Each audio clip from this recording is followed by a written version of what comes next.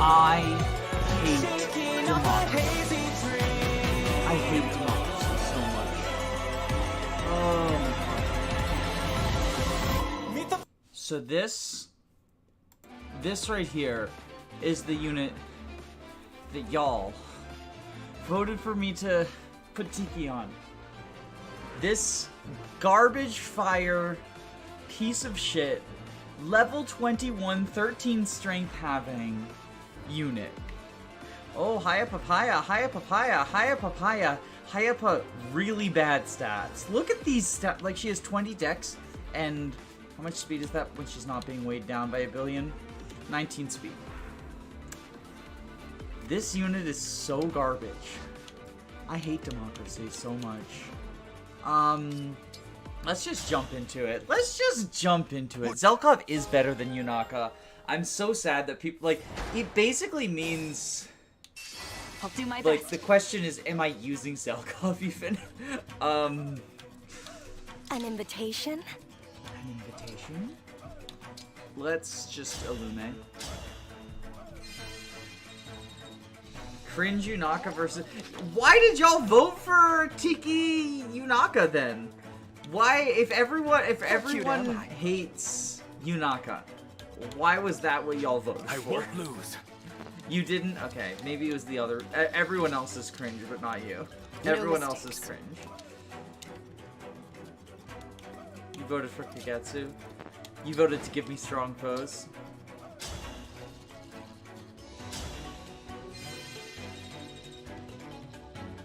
Y'all voted Kagetsu. Yeah, unfortunately, the Brodian prince who isn't Alchrist has Tiki for the time being, since fortunately we can't give it to fucking Yunaka for at least this time. I hope she dies. I hope she dies this map, and I never have to use her. I will honor the poll. How mysterious. But if she dies, I won't be sad about it.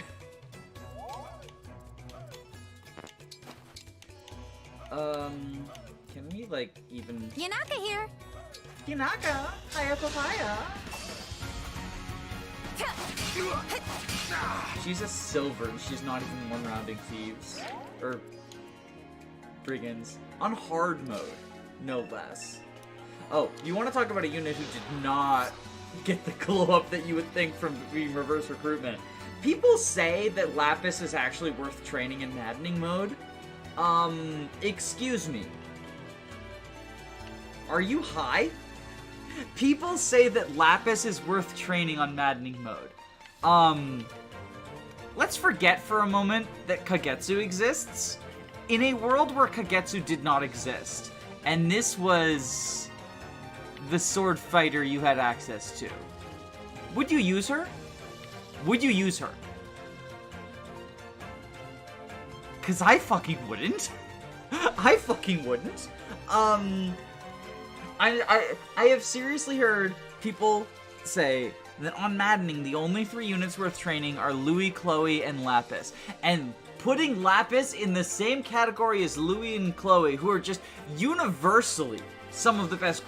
Like, Me, right? I think it comes from the idea of people wanting to be like, I found the 3rd growth unit. Because everyone knows Louis and Chloe are good, right? Everyone knows Louis and Chloe are good. And I feel like people just wanted to be like, I found the 3rd one. And they're like, it's Lapis. But it's not Lapis. There's arguments for several to be worthwhile. Like Louis and Chloe are the obvious ones, right? But you could, like, look at Diamant. Look at Diamant. You could Diamant. I've heard people say Jade is actually a better Armonite than Louis, and I laughed in their faces, because that's not true. There's no way that's true.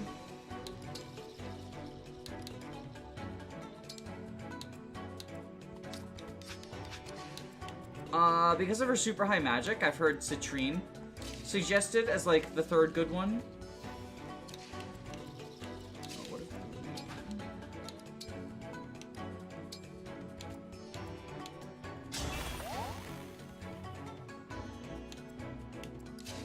I think Alchrist. I've heard Alchrist suggested as well, just because... Oh, wait, hold on. Actually, we can...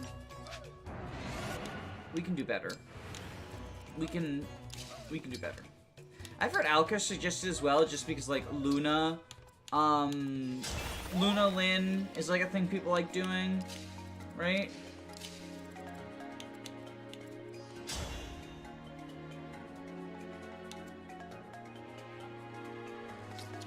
I think I'm ready. Does he not have... Oh, he's one shy. Okay, well, I think we just do this then. Jade's bases are better than Louis'. Even mighty ones fall. Is that true? Is that true? Victory is mine.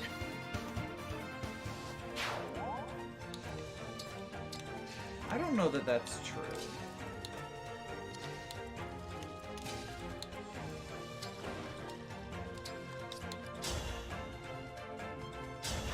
I'm not saying that I think it's wrong. I'm saying that in my experience, it hasn't been the case, but I've only done 2 playthroughs. It was true for me, and I used Louis a lot before I got Jade. Huh. I will have to check on that next time I... Sorry, Victory is mine. Yeah, I guess maybe I used Louis, like, I mean, you say you used Louis a lot, too, though, because I was gonna say, maybe I just used Louis a lot more than the average bear, but, you know, clearly, 14 times 5, 12 times 5, oh, let's kill the one with the steel great axe, because those guys are, the great axe wyverns are dangerous. Astrostorm is good for choosing Emblem Paralogs. Astrostorm is good for a lot of things. I think Louis' only advantage is Get stronger until no one can beat me. It's a sad day for Louis fans. So this is auto-level Louis.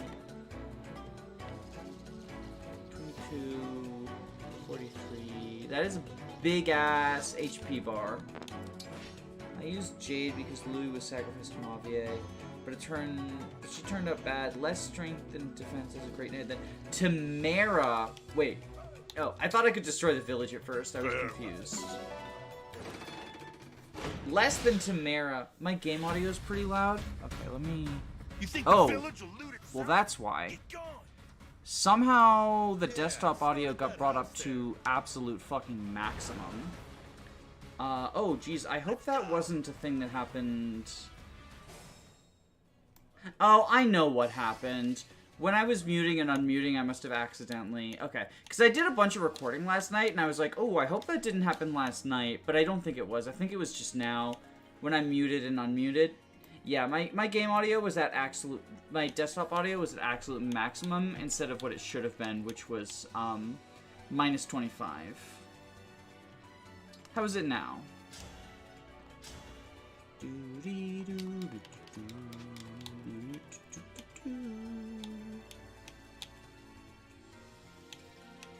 It's good. Okay. Sorry about that.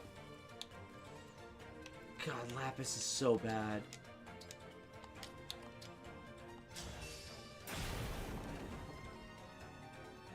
Lapis replacing Tamara is like, you thought Tamara was bad? I have heard some defenses for Tamara as well, like the idea that, if you put Lin on her, you can, like, Astrostorm and hope for Sandstorm, and you're more likely than not to get it. No, I don't follow that YouTuber. I don't follow him. So I did not see that. That's weird. I don't really like Elon Musk, though, so... Sigurd on... I've heard Sigurd on Tamara as well, because it, like, boosts her dex, right? Or something? I just think that, like, So, my thing on Tamara, right, is... And I haven't tried using her in Maddening yet. But I did try using her in Hard in my first ever playthrough.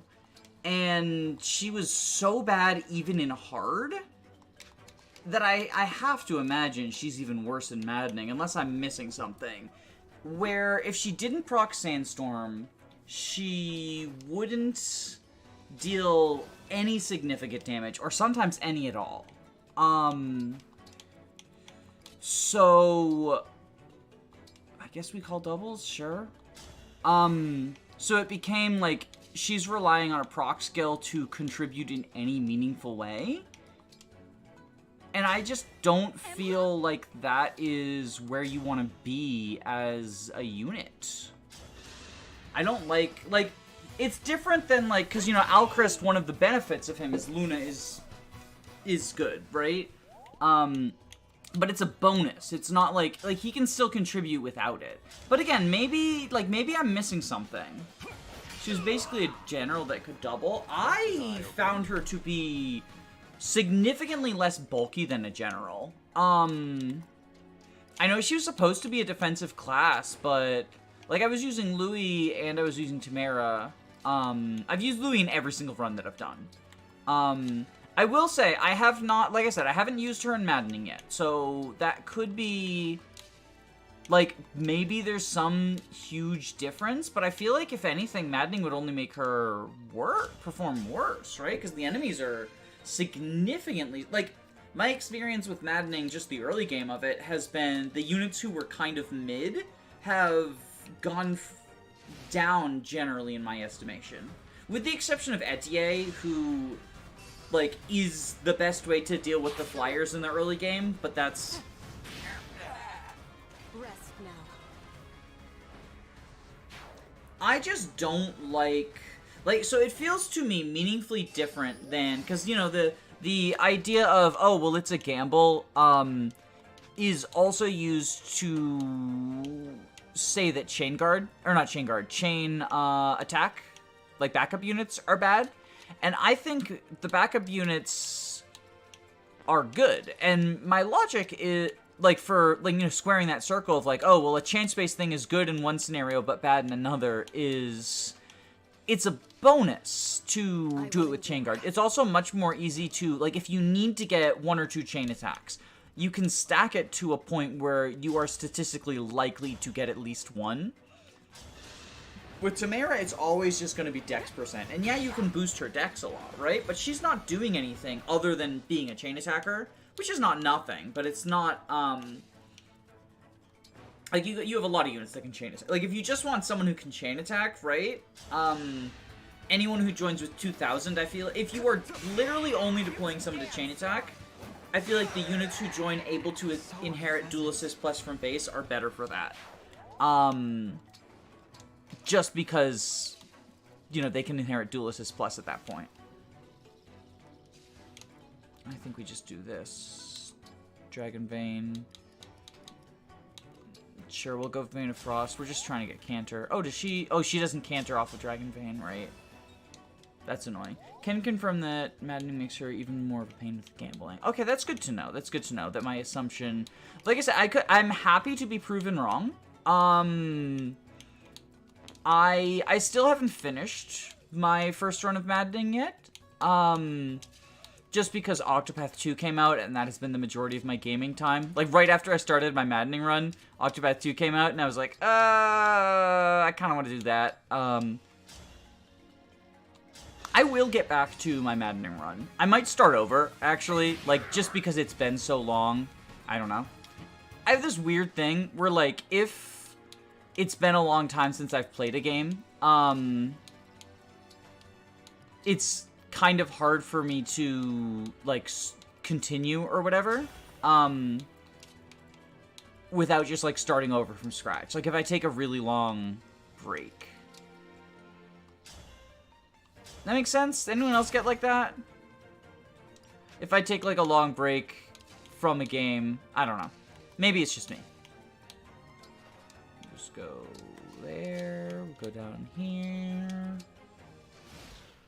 Oh, and to answer your question, Lapis, who is garbage, replaced Tamara. Like, Lapis is just... Can we downgrade Tamara? Yes, I guess we can somehow. I find it absurd that people insist that Lapis is actually worth training. Oh, fuck. Ivy's dead.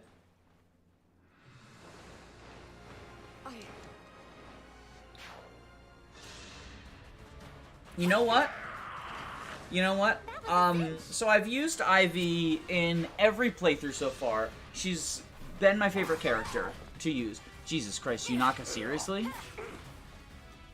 So fucking bad. But she replaced herself in this, and I even said, like, I'm gonna use her because she's my favorite unit to use, right? I'm not going to use her. I'm gonna leave her dead. I think that that's a sign that I should, in the spirit of reverse recruitment, only use the units who've actually been swapped with someone. Cuteness. Oh, is Raging Storm only one range? That's unfortunate. Did I just get unlucky, or does Ivy have like a 10% HP growth? I actually don't know her HP growth off the top of my head. But I feel like it's more than 10. I don't know, I felt like she performed adequately in my playthrough. Okay, we're feeding this kill to Yunaka, even though she doesn't fucking deserve it. I want to get her as close to a level up as possible, but not level her up, because I want to throw Tiki on her since I'm being forced to do the Tiki thing.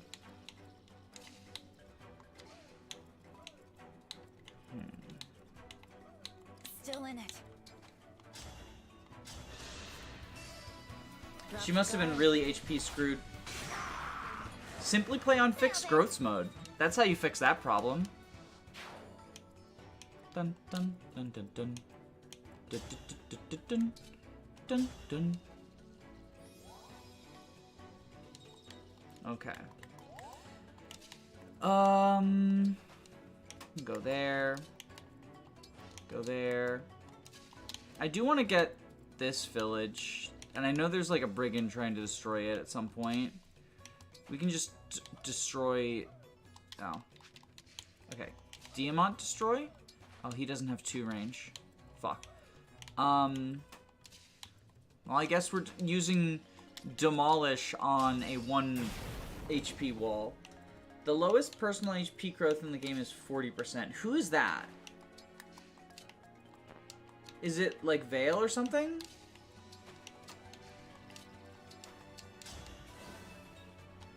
You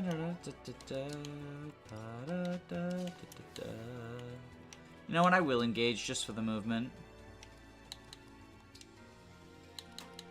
And we'll go Vein of Sucker. Hortensia has super low H. Oh, that makes sense.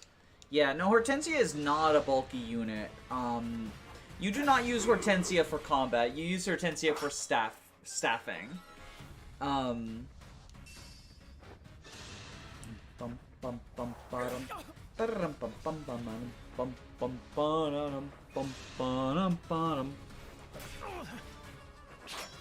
Hortensia combat is funny, but not good. I used her a ton in the early game.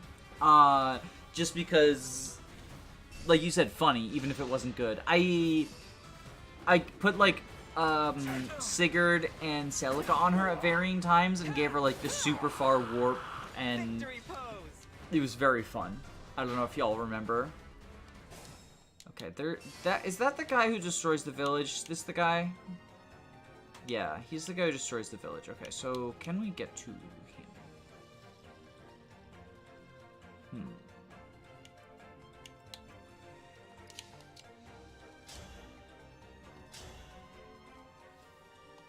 Oh, does anyone have the warp staff? Citrine has a warp staff, right? Yeah, we can warp.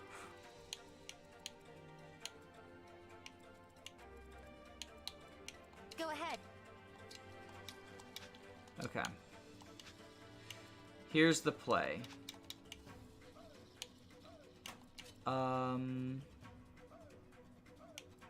First things first, we move Yunaka. Alcrest get this kill. Hortensia and Mave are the best magic tanks on the current playthrough. I'm sorry. I like Ivy for her. I feel she has a decent mixed bulk.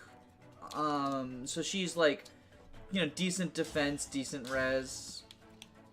Oh, well that's unfortunate. Okay, can Lapis...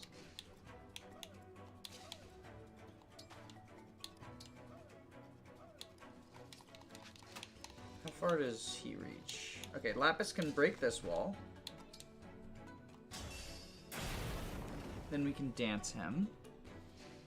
No one has repo other than Lapis because we just got Ike. He can't reach this turn, but I do want to start making progress towards that. Okay, I think what we do is...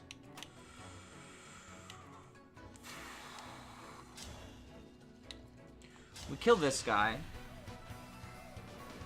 Why does everyone say Mavier is really good? He seems pretty lackluster to me. Yeah, I feel like he gets, I've not gotten to him in maddening mode, but I've seen people get to him in maddening mode, and he gets doubled by, like, everything on the map, and Royal Knight is kind of a garbo class as well. I think he could potentially, like, reclass into something, turning him into a Bow Knight, and he has 20 magic for the Radiant Bow. Oh, that's a good point. So the only time I've used a Radiant Bow Knight is I made Anna into a Sage for the Super Bonkers magic growth, and then,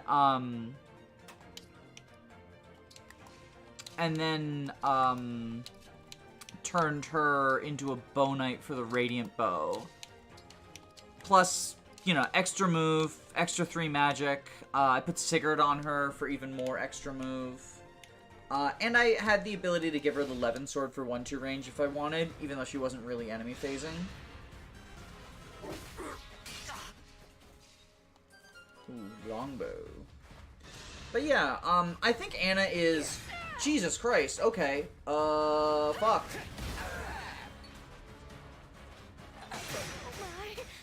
I'm in trouble. Yeah, that's bad. I have many regrets. But if That's the really Allies bad. are safe, then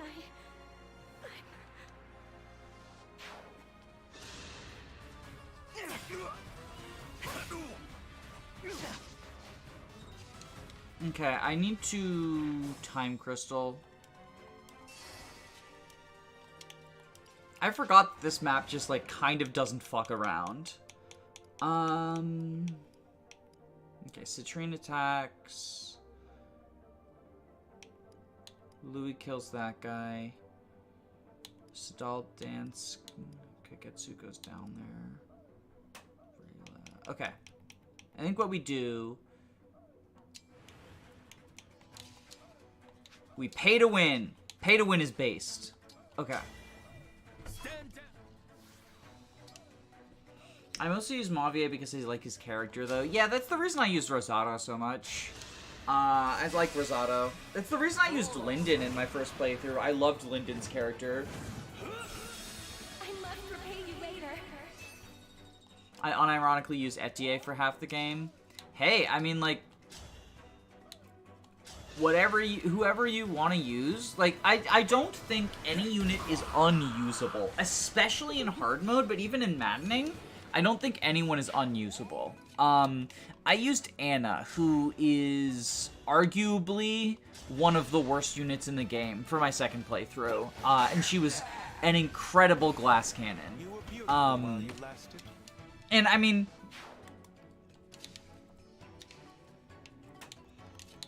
I think that's one of the beautiful things about this game, is no one is unusable. It's a very unbalanced cast, which I know a lot of people dislike. It kind of makes me think of FE6 in terms of, like, there are units who are just better versions of other units in every single way.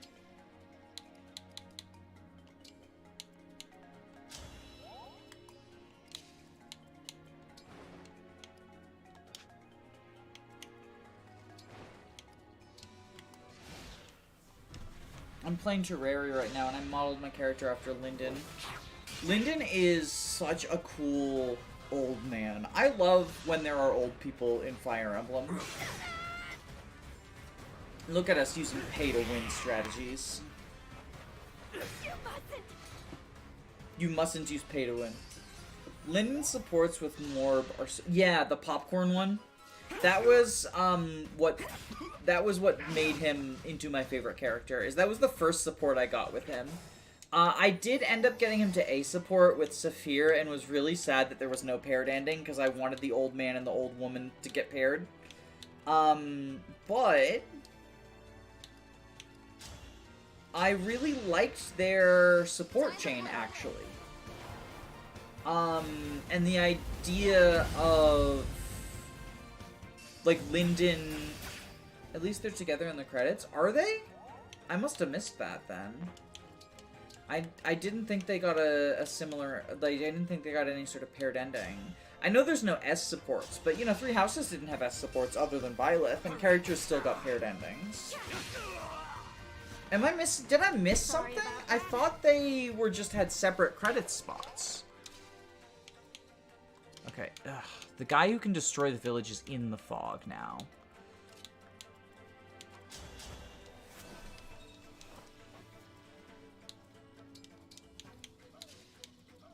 Okay, what we can do is repo.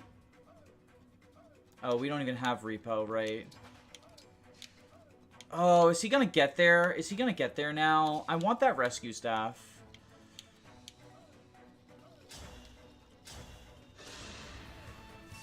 I think he's gonna get there now. Right? Yeah, he gets there this turn. Fuck.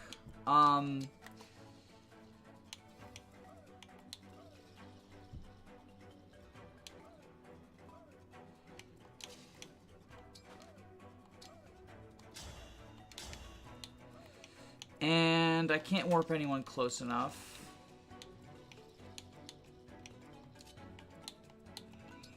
I blame you, Naka. Fucking Haya Papaya Gaming.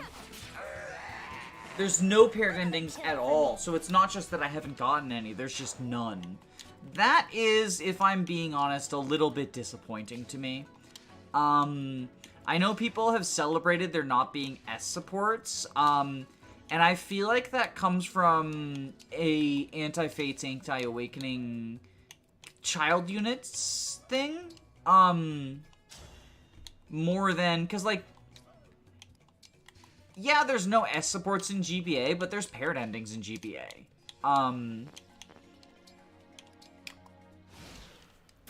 He's gonna destroy the village, ain't he? Well, also Alir might die.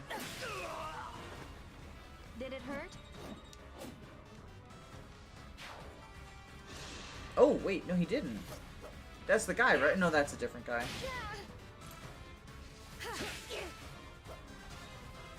Paired endings would have been a little hard with no support limit.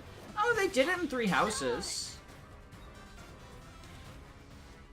I also think, like, people lump the Awakening kids in with the Fates kids, right? The Awakening kids were key parts of that game's plot. Like, the time travel aspect was a big part of that game's plot.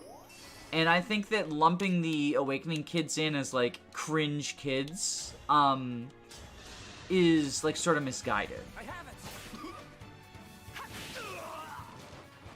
Poor thing. Yeah, so the way they did it in Three Houses was who had the highest support points, right? And they kept track of that even after, Okay, what we can do is we can warp... Oh, no, we can't warp Sidal. We're one short of... Oh, goddamn. I don't think we're getting that village. He's right there. He's right there. Oh, why don't you have repo?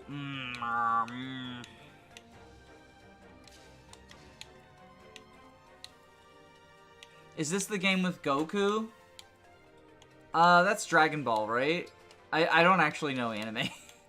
I'm like the only Fire Emblem fan who doesn't know anime. I'm so quirky and original. You know what?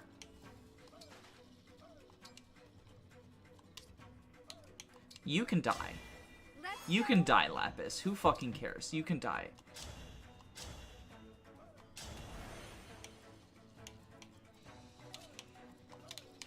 I'm killing Lapis because I'm mad I don't get the rescue staff.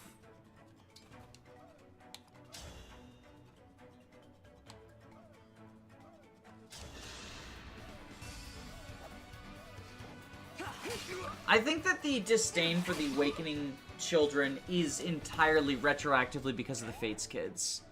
That said, like, the Fates kids do kind of break Fates' plot, like the Deep Realms is dumb, but if that is your problem with Fates' plot, I have several other things to point out to you that break Fates' plot.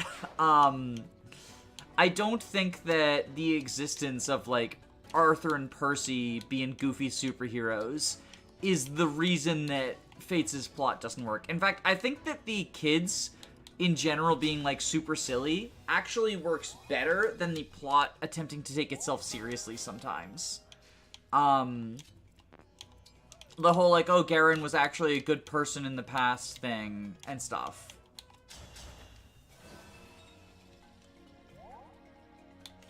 Fates kids implied that the time doesn't actually exist in Fates. Oh, because of the way the Deep Realms work?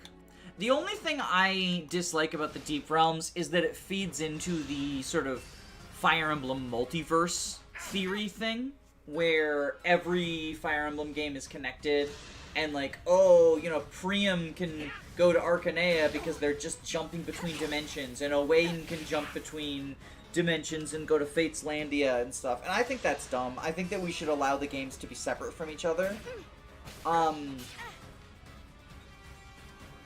But I also think, I don't know, I like some of the Fates kids. I think that mechanically the Fates kids are done better than the Awakening kids because Offspring Seals fix the problem of like, I finally got Lissa paired and I'm in chapter 21. Owain joins as a level 10 unpromoted unit.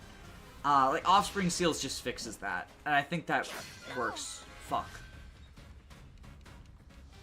Even with my sacrificial Chimera, I think Aleer still dies. God damn it. Yeah, Fates kids are actually fun because you don't have to grind them. I mean, last night I recorded the finale of my Birthright 0% growths, and one of the things I talked about when recruiting Midori was like, Midori has always functioned like the game's Goto to me because I just get her right before endgame, so I can use the Offspring Seal to get her to level 20, and I have a Spendthrift boss killer. And I think that's fun. Okay. Fucking...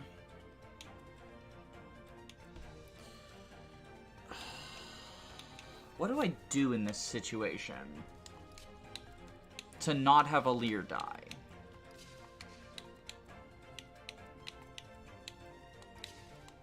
I think we kill this guy with the bolt sword. Wasn't Priam supposed to be Ike's descendant? I always thought he was just some larper. I honestly don't know. I think that Awakening's plot is better if you just pretend all of the Xenologs are non-canon. And that's not just because of, like, it helps with the gay Ike theory. But also because, like, it completely invalidates a lot of the major plot points if just literally no one dies. Like, surprise, Gangrel survived and he's your friend now. Surprise, what's his name?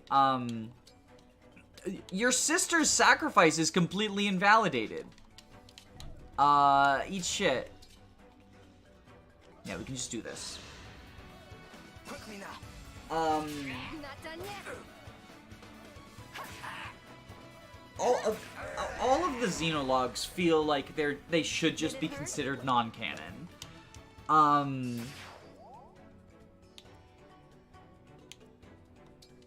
Go there. You know what? We're not getting the rescue staff anyway. We might as well just wait. What do you have? Oh, you have a pole axe. Okay.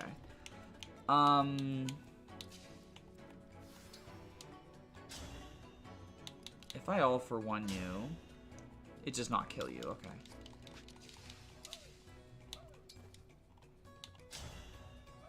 We just silver dagger or steel dagger you. All they had to do was give Gangrel support with Emerin, and I would have loved it. Yeah, Emerin, that's what I was trying to think of. Like, Emerin surviving, I have heard people say, oh, well, she lost her memory, so that's basically the same as death. And that is the biggest cope I have seen in the Fire Emblem fandom. And, like, that's the Fire Emblem fandom we're talking about. That was a cinch. Emerin losing her memory does not change the fact that her surviving completely invalidates her sacrifice. Which is one of the only... Oh, no, did I just physic from one range? God damn it.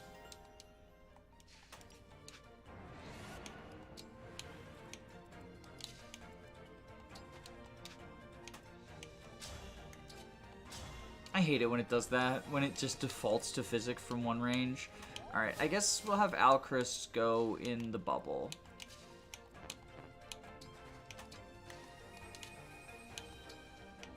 And go there.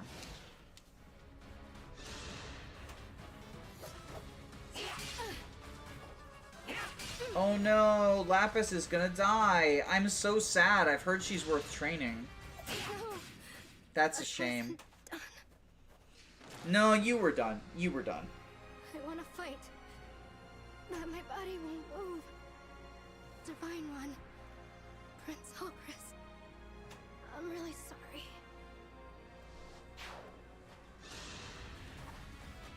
You like the idea of Emerin surviving?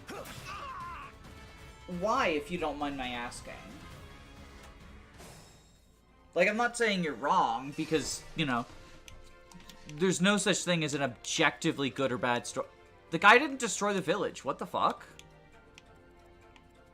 I don't even know what's going on here. Okay, I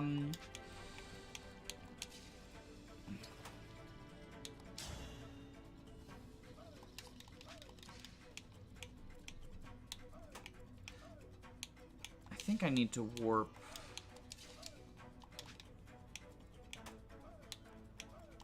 Okay, what if I...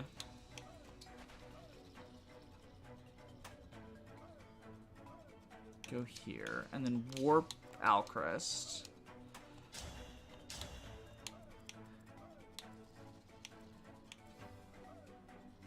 To here, I guess? And then we have Yunaka do vision things. I finally found a use for Yunaka. But yeah, like, story enjoyment is subjective. Oh, wait, fuck. No, I needed him danced. Oh, I'm so bad at this. Something warp funny. Yeah, or I could use the warp staff, right? Staff, warp. Okay, we warp Alchrist over here so we can actually dance him. Because what I want is... I want to Astro Storm the dude who's going to destroy the rescue village, since apparently it wasn't destroyed. Or is it just because it's in the fog? I can't tell. I actually don't know. Chrom, Lucina, and Gangrel meeting a new Emerin after everything happened would have actually been pretty interesting, but they've ruined it by not giving her supports. But doesn't it just... Like, a big portion of the plot is that she sacrificed herself for peace. Doesn't it just invalidate that? Noble Rapier 28.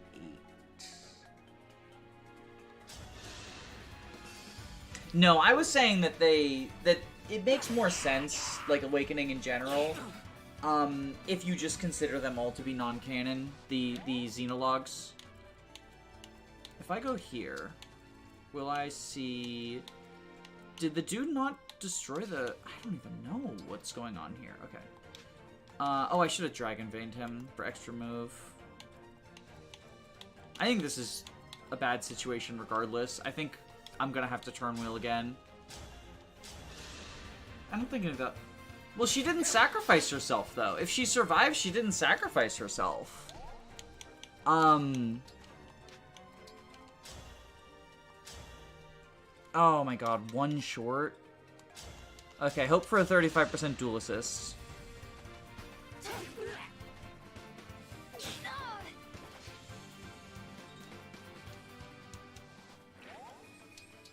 Okay, this is such a scuffed turn. I think we just give up on the rescue staff. I think we just give up on the rescue staff because it's just not happening.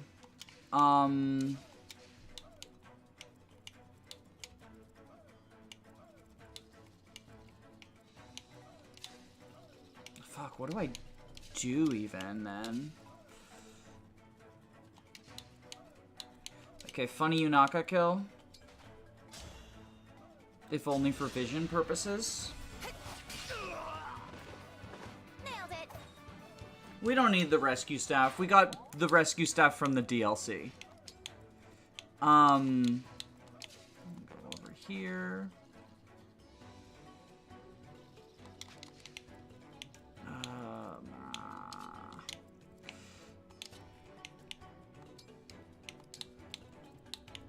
Go over here. But they thought she did? Okay. I don't really know what you mean by that.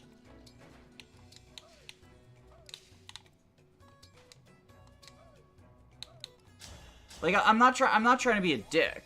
I don't understand what, like, how that means that her sacrifice isn't ooh, wait. We can Dragon Vein. What have we got? Vein of Flame. Here's flames that inflict damage. Okay, so what we can do is have Zelkov go over this way.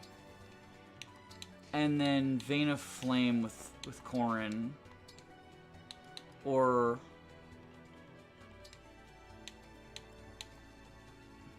Smoke, I guess? No, they can still both attack Corrin. Fuck. Or not Corrin, Alir. I think this is bad.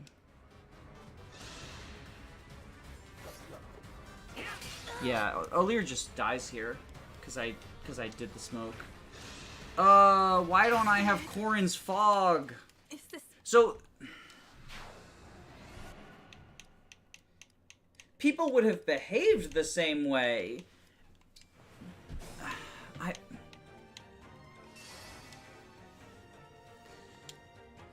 How do I... Okay, what... I feel like there's got to be a Dragon Vein option that helps me out here, right?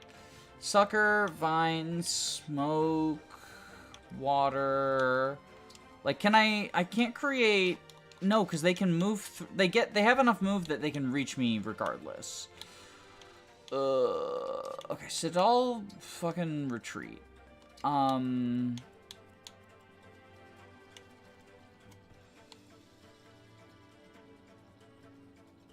Camilla Child Wars.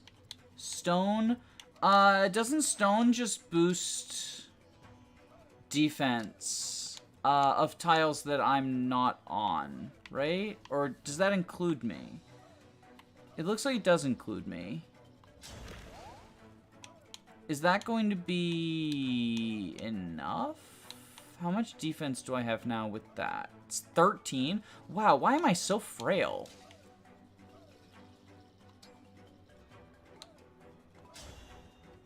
Why am I so frail? Why are all of my units so frail? I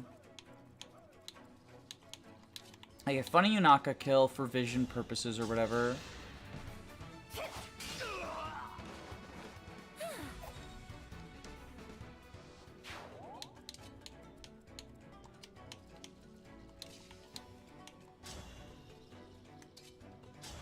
Who's Kagetsu's emblem? I have Kagetsu with Lucina because I like having backup strikes with knives for the extra poison.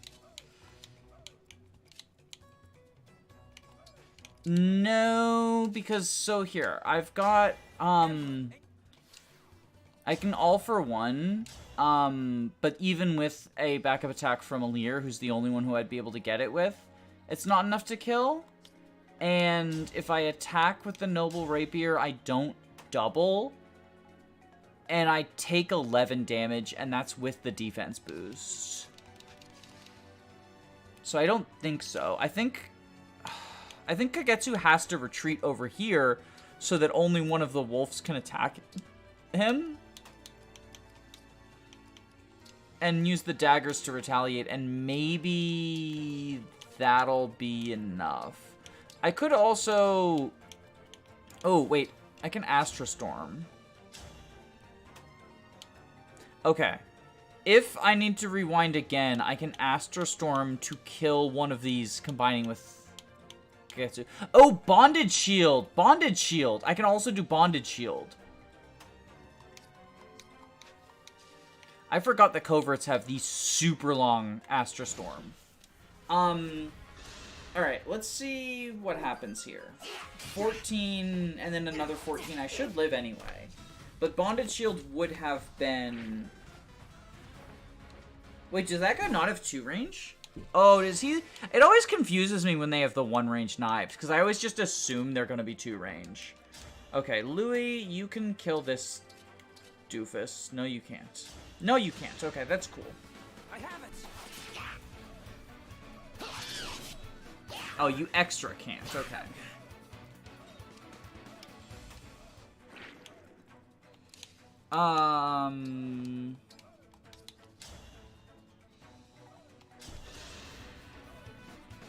Yeah, the Pesh Cats... So it's like, they are technically higher might than the 1-2 range knives, but they feel like they're just so much worse. Because you can just forge the 1-2 range knives, right? Like, I just don't see any reason to use, like, the Pesh Cats and Stiletto and stuff. The Silver Dagger is higher might than the Stiletto. And higher hit.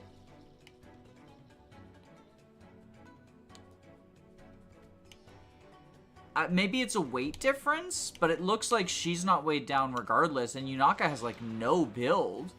No, she has 6, but it's... They're the same way. Is this just... It's just more crit, that's it? That's so bad. That feels so bad. I don't know why... I don't know, that feels really bad to me. Hold nothing back.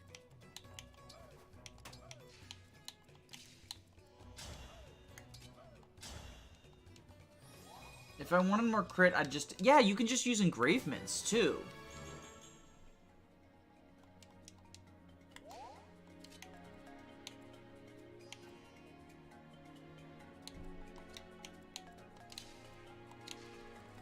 That's so weird. What were we talking about before? Oh, yeah, Emerin stuff. I know that, like... Obviously, once she's dead, the big thing about her sacrifice is the way it affects other people. But I do think... Like, I think there's something to be said by she sacrifices herself except for Lol not really fake out, feeling like... Well, then she didn't sacrifice herself. You can survive 1 unit, right? You Garbo Yunaka, you? What do you think is the best weapon type in this game? I think it's knives. I think it's knives.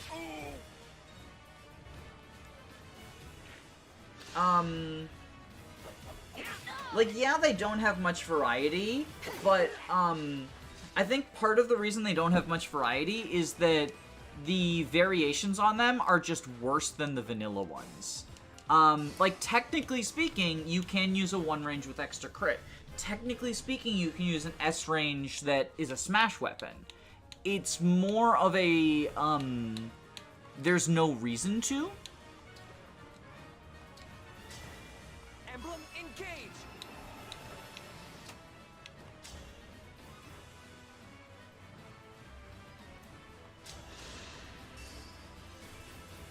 And, like, I think that, if anything, speaks to their strength, that, like, the vanilla ones are so good that you don't want the variations.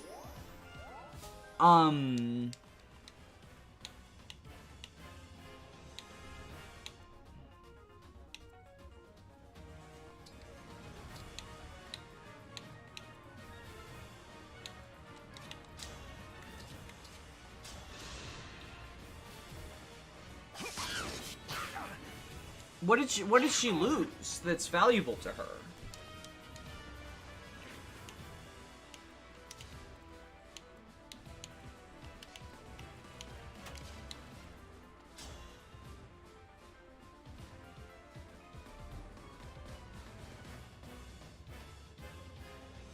She's an... I don't care that she's an amnesiac. I don't know. Can Alchrist, how much do you do with an Astra Storm?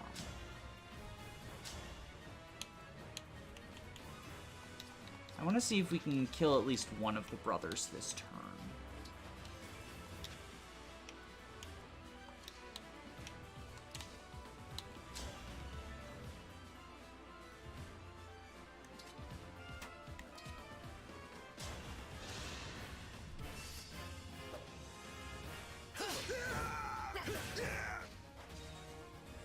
I mean, I think in general, Amnesia and Media just feels bad and lazy. Especially because, like, it... Ooh, this is a kill. Okay, that's a kill. Good, good, good. My turn. Maybe I'll summon doubles with Alchrist, just... Let's see how close we can get to killing the other one. Shall I go?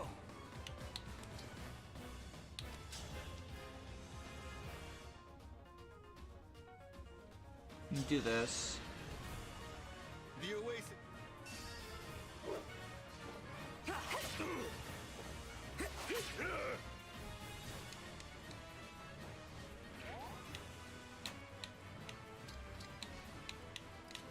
Like, it feels to me like the only reason that Emerin survives is because they want to be able to be like, everyone survived, it's a happy ending.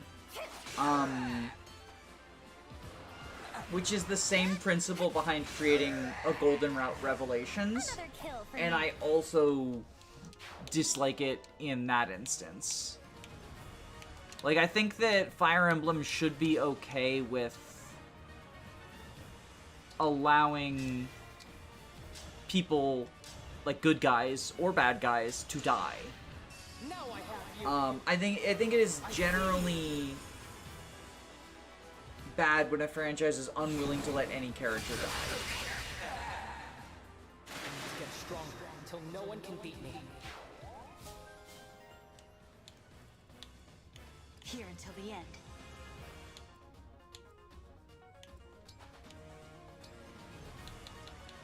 Okay, Veins of Stone. Do that.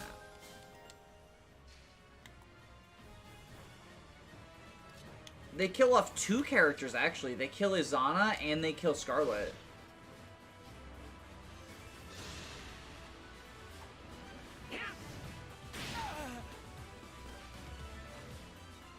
Yeah, Mustafa died, but he is the only character who dies. And he's... I don't even... I hesitate to even say the only plot relevant... Oh, shit. Louis dead.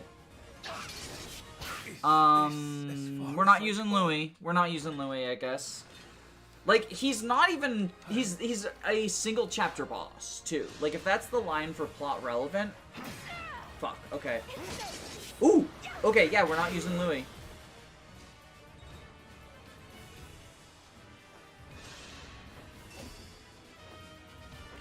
Yeah, is that... So, I in general dislike how Fates, and to a lesser degree Awakening, made all the late-joined characters only support the Avatar.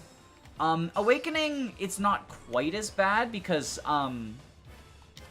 there are still some other people they support. 5. Yeah, we'll do this. I have it. Because Awakening, you, like, you know, Cyree still supports, like, Tiki, the two Gotos, Basilio and Flavia, support each other.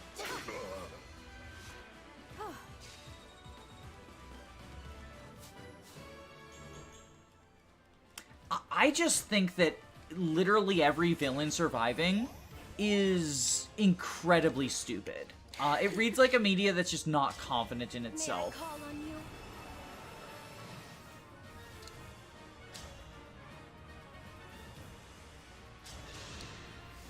Out of my way. Like, to me, I do not care about the quality of the supports between the Avatar and a character who they just revived from the dead.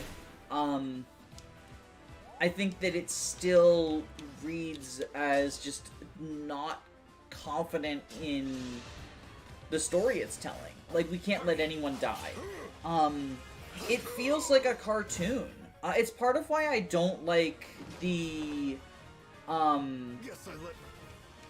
it's part of why I don't like serialized graphic novels, because nobody dies in them. They brought Uncle Ben back to life in Marvel. Oh, when he's engaged with the purple hair, he looks like he has cat ears. That's adorable. But yeah, it's the same reason that I tend not to like, the, like, overlong, you know, not cinematic universe. Oh, I have different issues with it. Yeah, no, the comic books brought Uncle Ben back to life. That takes care of that. Which is Sorry kind for of roping you into the ridiculous. scuffle, Divine One. That's all right. But I haven't had a chance to say why I'm here. I already explained this to Queen Sephoria and Prince Vigato, but the Fell Dragon has been released. He's back. What do you think of the Three Houses endings? I know. Garbage tier. I think Three Houses has a garbage tier I story. already knew. And I think it's about time Mom someone and said Vigato it. did too. I think Three We've all known Houses for a while now. has a story that people vastly overrate because it has shades of moral gray, but, like, it's a super poorly structured story, and not just in the, like, because, you know, you can go through and point out various plot holes, like, the world warps itself around the monastery schedule. That's, like, weird and plot holy.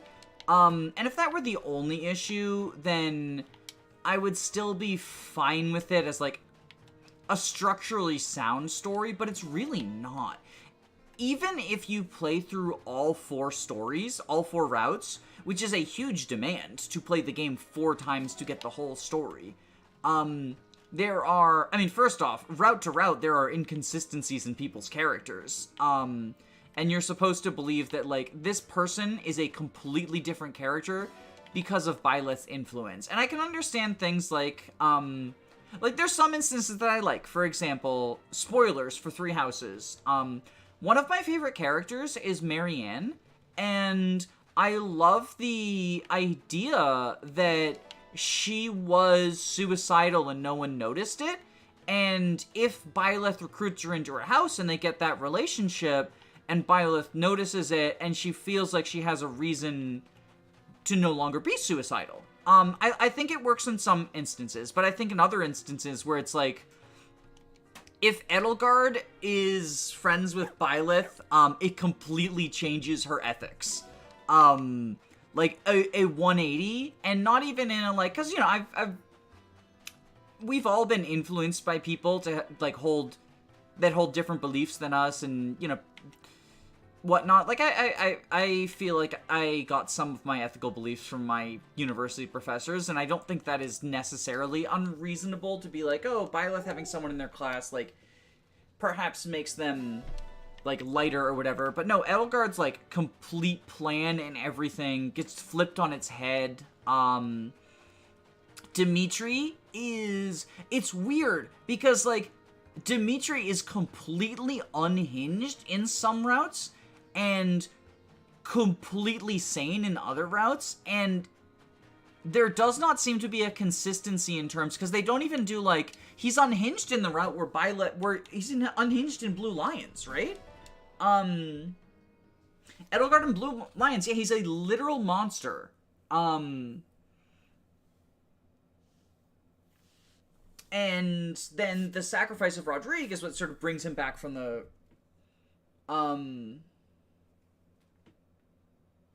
Oh yeah, Edelgard transforming into a monster and being the final boss as well. I also think that, the fact that the opening cutscene is Rhea fighting Nemesis, and that is only relevant, like, you only really get resolution to why does the opening cutscene have Rhea fight Nemesis if you go Golden Deer, which is the route that feels most disconnected from the main story, because the main story is about the relationship between Dimitri and Edelgard. And at the very least, Silver Snow has your relationship with Edelgard be a part of that as well. But then you have Spooky Ghost Dimitri. I think that Three Houses I appreciate that there are moral gray and depth to the characters, and that they didn't just try to do a good versus evil story, but I think that it was batting way above its weight class, and it needed some more time in the oven. I think that a competent writing team could have done something fun with that world, but I think that if anything, the existence of Warriors has shown us that that competent writing team will never be let near Fodlan, because I haven't played Warriors, but I have been told that instead of solving some of the inherent problems with Three Houses, it just creates an alternate timeline with even more bizarro questions.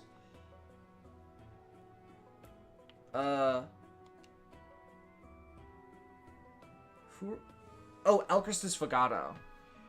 You look really weird. You look really weird. At least it wasn't a premonition. Yeah, and like, so even funnier is the premonition in Engage. Because the Engage premonition is, like, not... It's so weird. The Engage premonition is supposed to be a premonition to the final chapter of Engage, but it's not, and it's also 1,000 years in the past? Like, I initially thought, because Marth says, we'll see you again sometime, I was like, oh, this is when we fought Sombron 1,000 years ago before we went to sleep? But then, no, it's not, because everyone who's there beforehand is the companions that you get, and I'm getting a headache just from thinking about the premonition from Engage. Golden Wirefire is horrible. Yeah, I don't know much about the story of Three Hopes. It's probably gonna be... I'm probably gonna play it this year sometime. It's probably gonna be after I do my Maddening Mode playthrough and after I do my, Octopath Traveler 2. Like, when I have nothing on my plate. That said, I am currently playing a 0% growths playthrough of Three Houses. And it's given me more appreciation for the game. As usually happens when I play 0% growths. Oh, right, we gotta check the supports. Nope. Bonds. Nope. Okay. I had to assume they'd separated this for how the final chapter was supposed to go, and they changed it, forgetting to change the prologue in the process. Yeah, I think also, if the prologue didn't have the cutscene where you were running up with everyone, it would make sense as 1,000 years ago. Except for it wouldn't, because then you time travel to 1,000 years ago, and it... Oh, wait, is the game gonna crash? Uh-oh. Uh-oh. Uh-oh. That's not good. That's not good.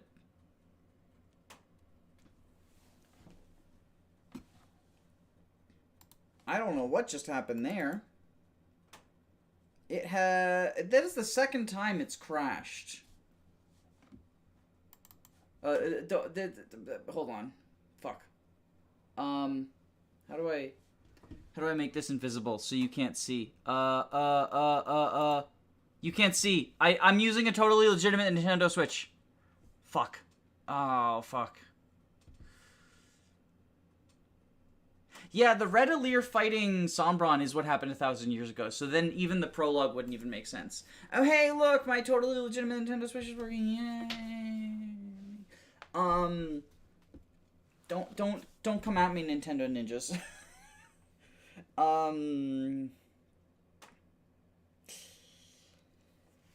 Yeah, the Somniel, I feel like the Somniel is unstable now. Because of, like, the units joining in their counterparts. I feel like it's not doing great. It's not doing great. Fire Emblem. Engage.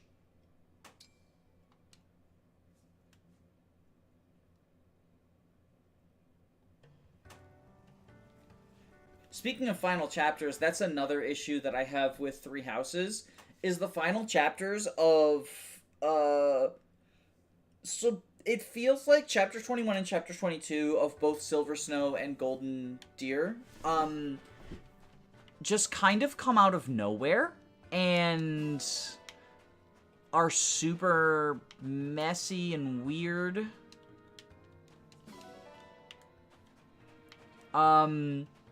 Like, the idea that those who sliver in the dark are a huge menace that we need to deal with, and then we just sort of delete them in one chapter with no issues whatsoever.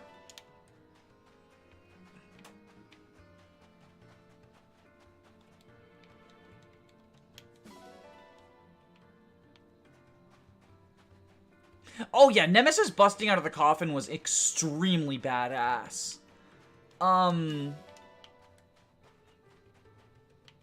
Like, it's in the same way that I think a lot of the cutscenes in Awakening are beautiful and I love watching them, but the plot is a hot mess.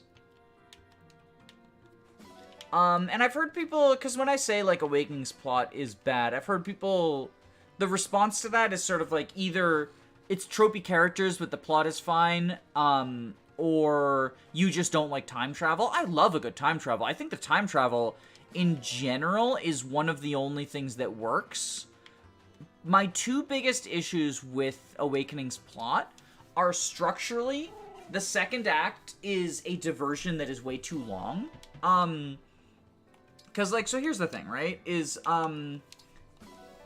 it's not bad to have a diversion in your plot. Like, most Fire Emblem games have a diversion of some kind. One of my favorite stories, the FE9 story, has the Begnion arc, which is like 4 chapters of a diversion. And even that feels like it goes a little too long. Depending on how many paralogs you do, because you don't get paralogs until you get Lucina. Depending on how many paralogs you do, half of the game can be the Wallheart diversion, which is completely unrelated to the main plot.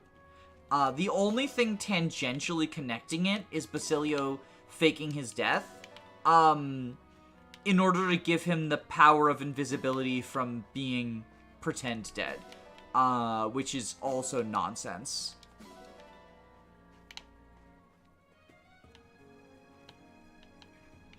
I also think that, the time travel leads to some cool moments. Like, I mean, there's a reason that Arena Ferox is the, there's a reason that Arena Ferox is the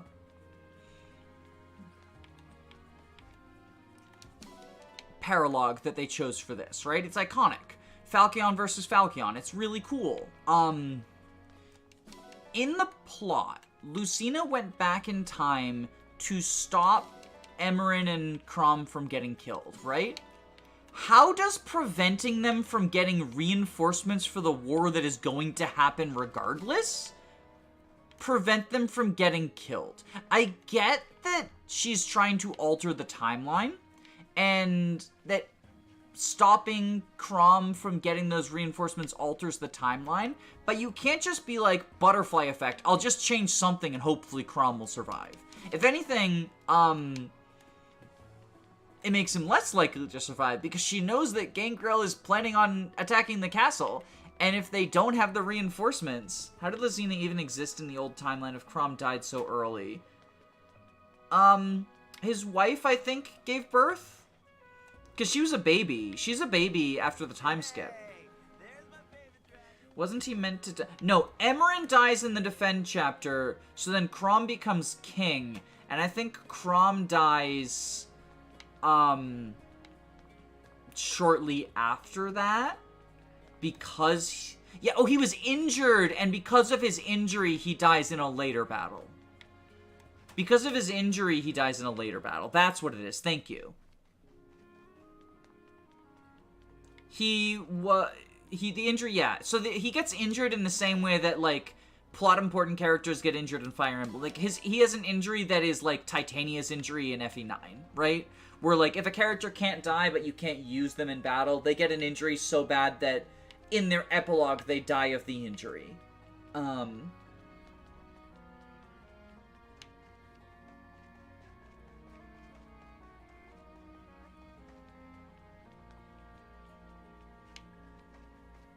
Da-na-na-na. Da-na, da-na-na. Alright, I'm back. I'm back. I'm back.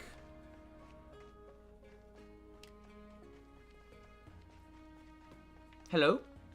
Am I back? If I'm back, tell me in chat, because I don't know. Ba-da-da-da. Okay. What are your thoughts on the Robin x Lucina ship? I don't mind it that much, to be honest. I'm assuming that you were saying Robin x Lucina, when Lucina is not Robin's daughter. Because Lucina can be Robin's daughter. I don't mind the Awakening Avatar X Kids thing, because the kids are adults.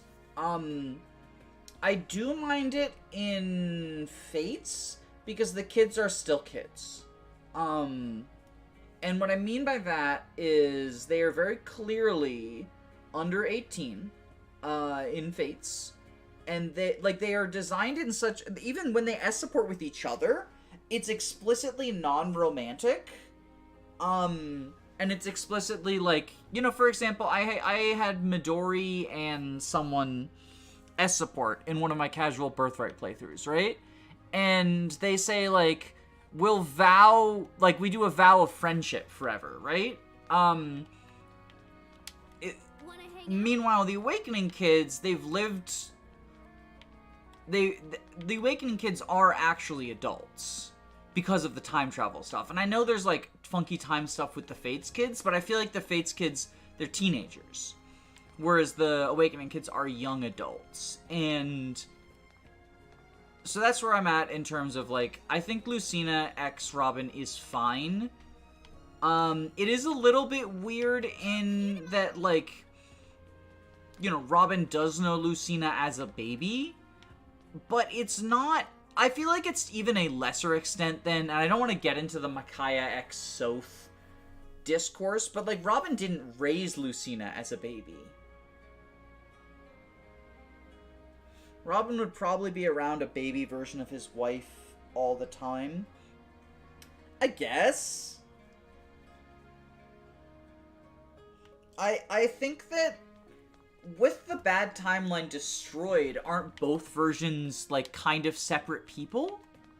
Like, once the bad timeline is destroyed, wouldn't baby Lucina kind of just be, like, you know, Robin's niece or something? Or great niece? Like, it would make the family tree look weird, but it's not incestuous, and it doesn't feel like it could be predatory, because anything that Robin does to that baby Lucina won't affect adult Lucina. The way that Awakening's time travel is that they are different people, so it wouldn't be possible for Robin to retroactively groom the baby. I understand, obviously, if you're, like, weirded out by it, but I do think that... Because I think the... Correct me if I'm wrong, but I think what you are getting weirded out by is that Robin would have the ability to influence the baby version of the adult that becomes his wife. And to my mind, he wouldn't, because the Lucina from the bad timeline, it's made pretty explicit in the epilogues, unless I'm misremembering. It's been a while since I played Awakening, but I thought it was made pretty explicit in the epilogues that, the Lucina from the bad paralogue and all the children from the bad paralogues were not the same as the good version, as the version from the good ending. From the good timeline.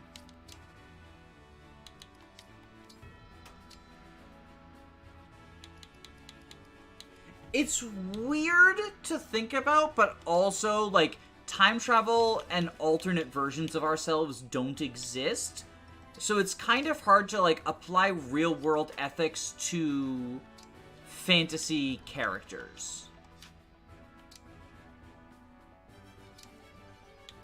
Like, I think that in the same way that... And that's kind of my takeaway with the Micaiah x Soth thing. Because, so Micaiah x Soth weirds me out, right? because in many ways she raised him, and it could be analogous to grooming, which is a thing that happens in real life.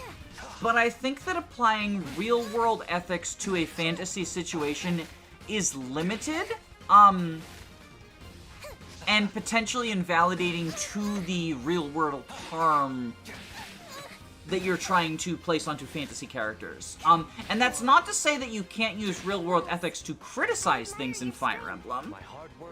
Like, I think Micaiah and Soth makes me feel icky, but I don't think it is inherently immoral, just because the way that, like, the branded work is just, there's no analogy to the branded in our life. I'm Seedall, famed dancer. So I'm sort of in the middle with it, right? Is like, it makes me uncomfortable, but I don't think you're a bad person if it doesn't make you uncomfortable, and I don't think you're a bad person if you like the ship. Meanwhile, Naoi's design is absolutely criminal. It is meant to look like child pornography. And it really, really makes me uncomfortable. And I think that, again, like, applying real-world ethics to fantasy stuff is inherently limited, but I do think it's valid to be like, Naoi is designed to look like a scantily clothed child. And that's wrong. So, you know, I think it's in degrees. I think it's in degrees, right? Tiki, leave it to me. Also, I love how Yunaka was the only survivor of the crew that just joined. Alright, let's go do some paralogs.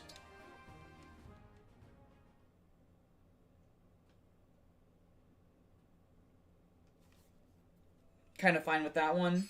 The, Micaiah Soth, I get that. Like I said, I don't think that it's inherently bad on its own. But it makes me uncomfortable. The implication with Naoi's outfit is that she was made to wear it by the people who captured her. She just never changed out of it for some reason. I mean, so here's the thing, right? Is, I know the reason she never changed out of it. It's because they were appealing to real-world fans who are into that sort of thing. And that is why it crosses over to uncomfortable for me. Is like, it's designed to be titillating, right? It would be like if Princess Leia in Return of the Jedi kept the Jabba slave outfit on the whole time. There might not be an in-universe explanation for it, but the out-of-universe explanation is to titillate to the audience. And that's not even a perfect comparison because, Carrie Fisher was a legal adult at that time. And it's perfectly fine to find that slave outfit hot. I think it's hot. My bold stance is that, you know, Carrie Fisher in the slave outfit is hot. But that's because she's an adult.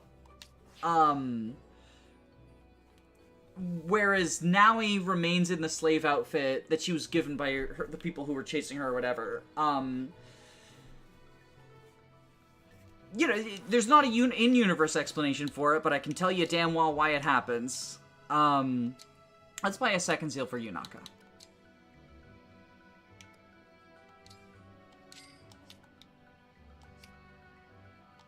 I'm gonna send her Wolf Knight. Oh, right, she needs to go. Oh, I gotta go to the Somniel for that.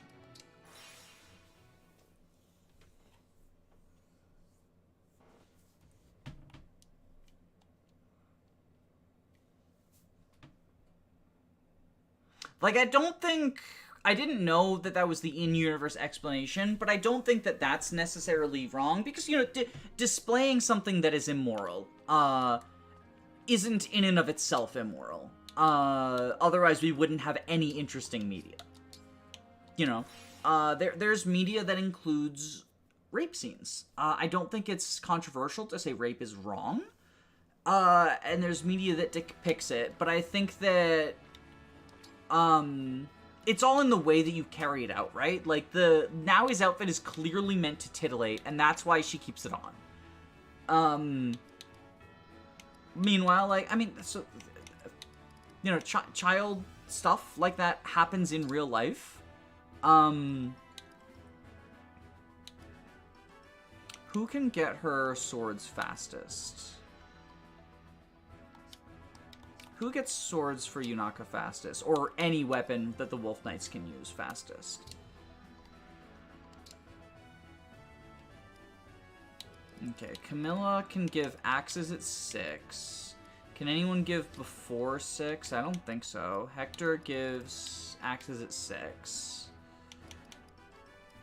Ike gives axes at 6. You know what? I'll do Ike, because I think Yunaka Ike is what I want to do.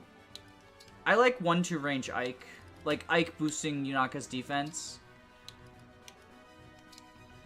And Reaper on a mounted unit seems good. I think the worst part for me is that now he's yeah, that's the other thing, is her personality is also childlike, which in and of itself, again, not terrible. I'm actually, like, I'm not a fan of the 1,000-year-old dragon that acts like a child. I find the archetype annoying, but I don't find it immoral. I do think combining that archetype with an obviously titillating outfit with a design that looks like a child is like a perfect storm of I don't like it. I didn't even hear you walk up.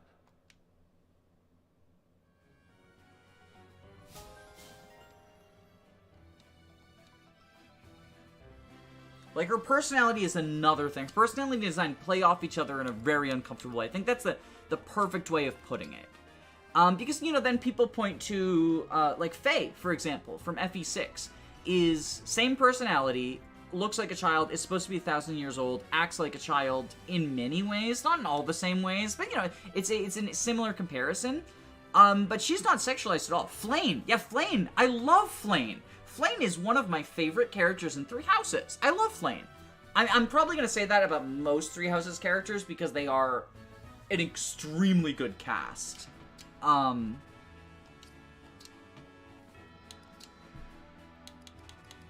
are you? Yunaka. Hector. Wait, no, not Hector. Ike.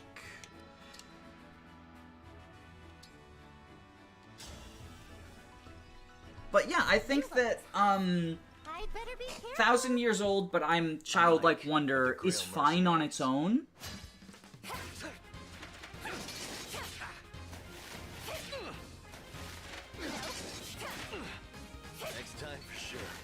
But I think that the thing that pushes it over the top for me with Naui is the outfit and the fact that you, as the player, can sleep with her.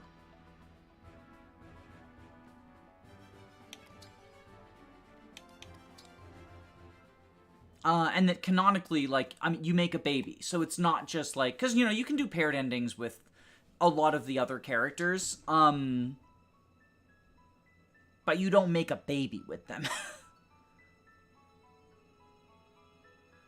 Oh, right. We gotta reclass Yunaka.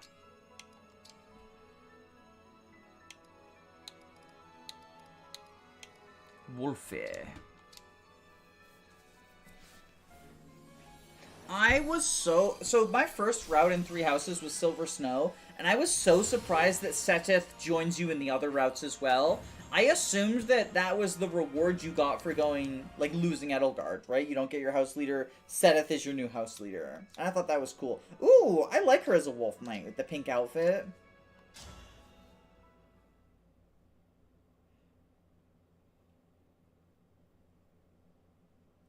You can as support Flayn. You can as support anyone in Three Houses. But I also think, What is this place, Lucina? maybe it's just because you don't, like, have a kid, and also it happens during the epilogue. But I'm less bothered by it with Flayn, for some reason, that I can't really put into words. And I know that's, like, incredibly unhelpful thing to say, so I'm sorry. On topic of dragon babies, how badass it is that Anna fought 2 wars while pregnant, and right? That's so cool. Tellius is so cool. I love Tellius. I could go on a rant about how awesome Tellius is forever.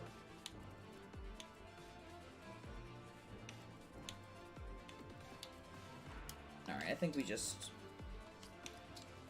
Oh, we can put a ring on Sadal. What do we want to put on Sadal?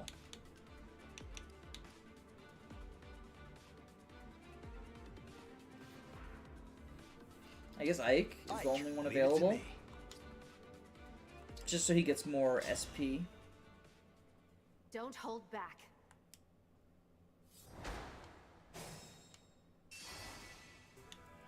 Yeah, so I will be honest, like, I actually, as someone who used to work in the school system, I really don't like the fact that you can marry your former students in general. So maybe that's why, like, I'm just in general turned off from the S supports in Three Houses because of that dynamic of, like, the teacher-student. And I know, you know, people say, like, oh, you can only do it after the time skip. I still think it's unethical. Here goes. Like, it's against what we were taught Where we headed? in the school system. Allow me. So maybe that's As you why, wish. like, How Flayn in mysterious. particular doesn't seem any more offensive to me than the others, because it's like, well, you shouldn't be dating former students regardless. So maybe that's where my disconnect with, like, the issue I have with Naui versus not having that issue with Flayn comes from. And that's not me saying, like, oh, you're a horrible person if you like shipping yourself with one of the Three Houses characters, like one of the Three Houses students. Like, those students were designed to, be incredibly fun to spend time with, and to make you want to marry them. I think that you should have not been a teacher, but also then the structure of the game would have probably been very different, so I don't know what the solution to that would be, honestly.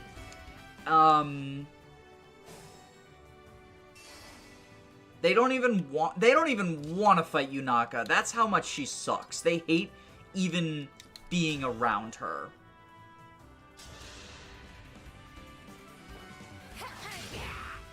Is Sedith and Byleth incest? Honestly, figuring out the Dragon God's family tree of Three Houses is not worth the brain cells it would cost me. So I don't know.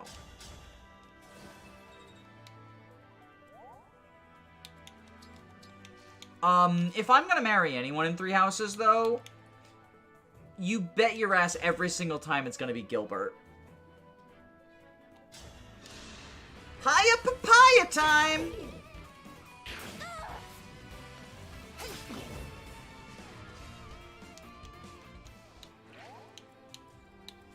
Okay, can I reach her with physic, or is she just fucking dead? She's just fucking dead. Okay, that's fun.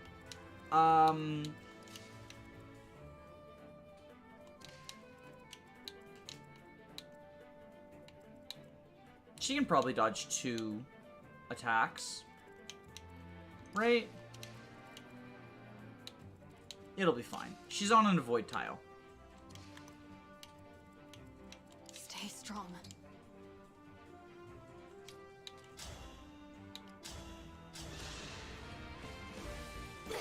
$1 billion. Platonic endings rock.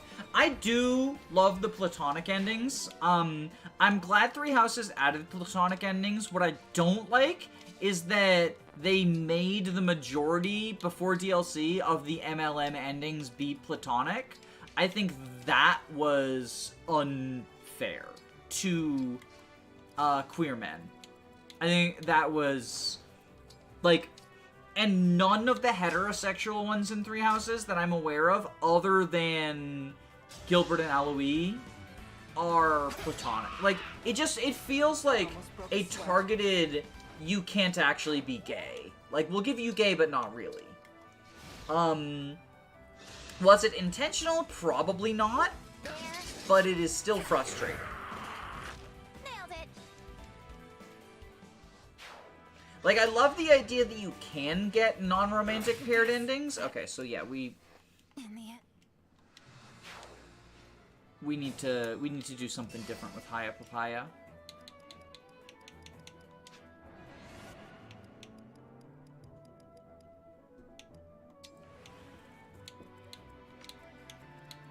I think what we do is this.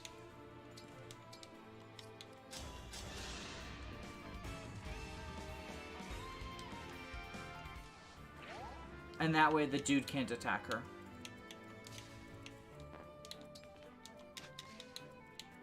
And everything else I think is fine. I won't forget. forget you. Yeah, and like I like Linhart. Linhart's fun. He's in the top 50% of the cast for me. But like, I mean, the real crime is that Claude is not bisexual.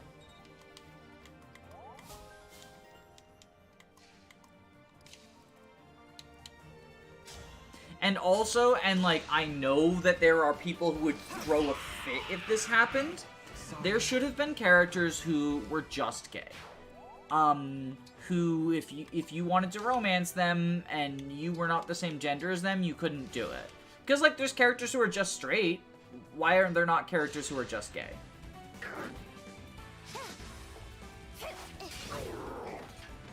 Was that too much?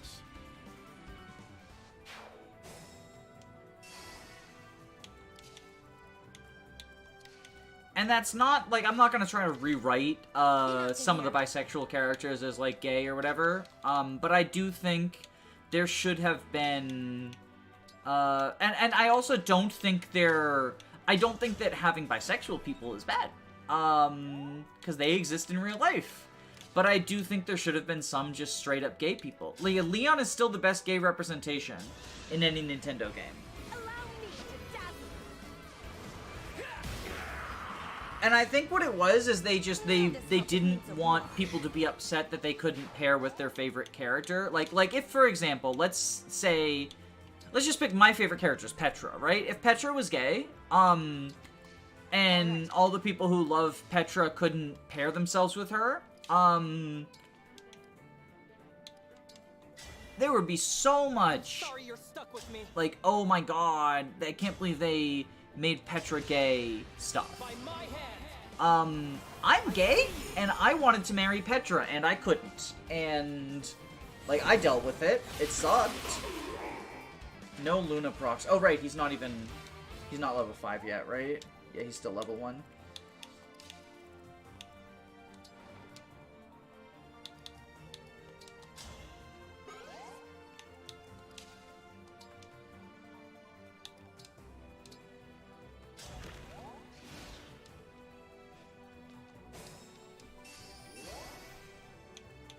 As an ace person, I get the Valbar appeal.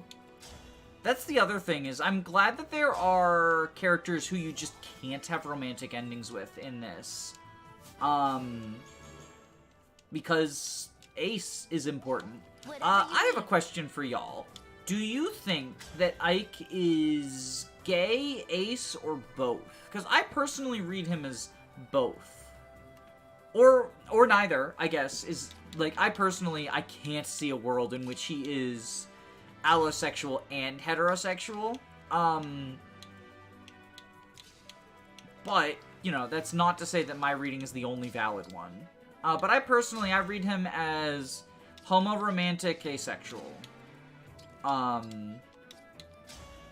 Just from... Oh, right, that's the Alir that's giving it. I was wondering... I was like, oh, maybe Ninaka's not as bad as I thought. No, it's the 3 true damage that's doing anything.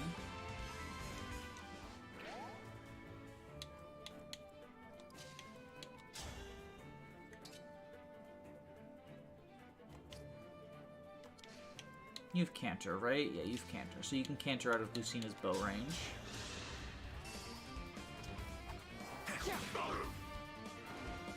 Yeah, I also think we should remove the avatar.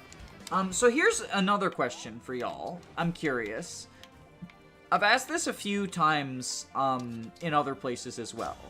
But do you think people would hate Roy more, if he was called an avatar?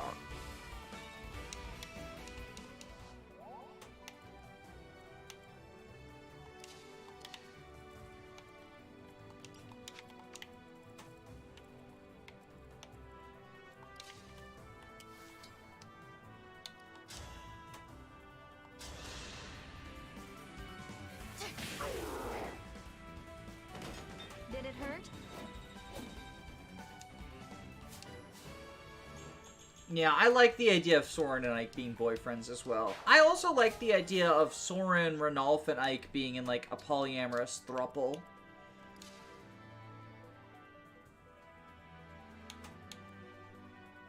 Do I even have anyone bulky enough to withstand an Astrostorm? I do not.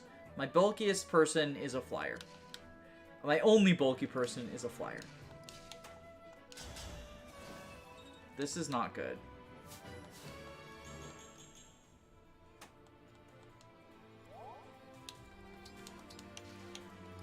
Oh, there's a book that says he doesn't care about women. Or the affection of women, rather. Not he doesn't. Time to cancel Ike, he hates women. No. The idea that... Yeah, I mean, so the other thing is, like... So, regardless of Ike's and Soren's sexuality, you cannot deny that they love each other. Whether that is romantic or platonic love, is, you know, it's up for interpretation. But there is no world in which they do not love each other deeply. There is no reading in which they are not the most important people to each other, at least at that point in their lives. And that doesn't necessarily mean romantic. Well, it doesn't necessarily mean romantic. Platonic love is... I do not want to devalue platonic love. Platonic love is a big deal. So I don't think it necessarily means romantic. How are we going to do this?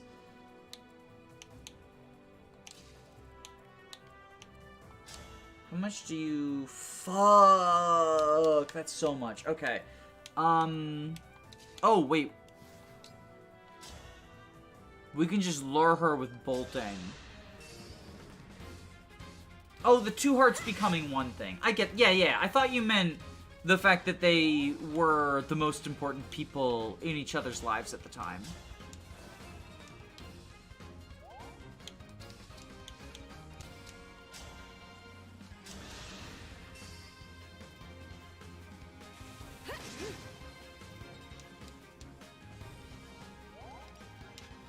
Okay, I think we just...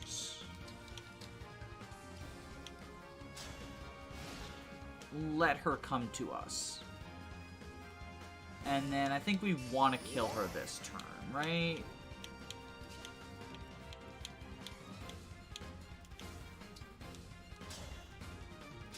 God damn, Tiki really does make anyone into a good unit. Do you see this?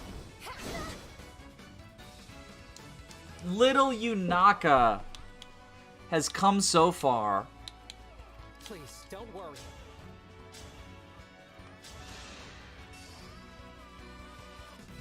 This is nothing.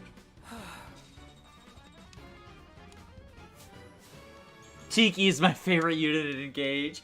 True, though!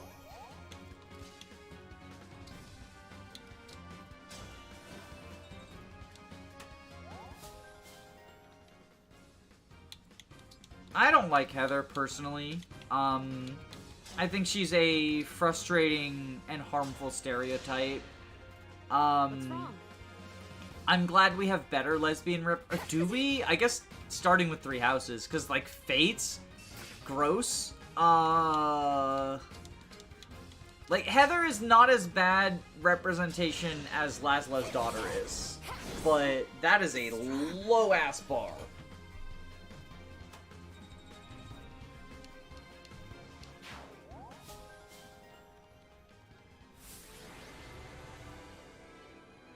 Hey, look, my favorite unit in Engage, Tiki.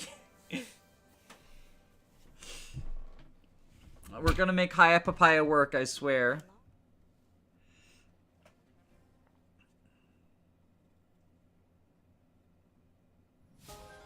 Yeah, Soleil is, not good. Soleil's not good.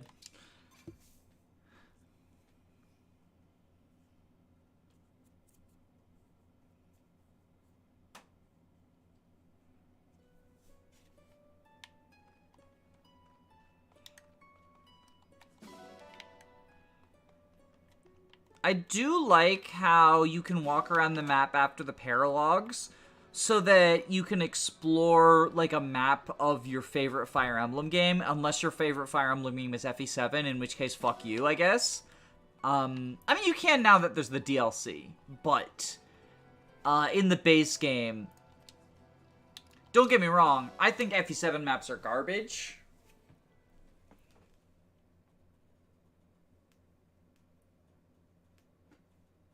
So, the not Tharja character is the one you can romance. But Soleil is canonically bisexual. You just can't... She just can never pair... No.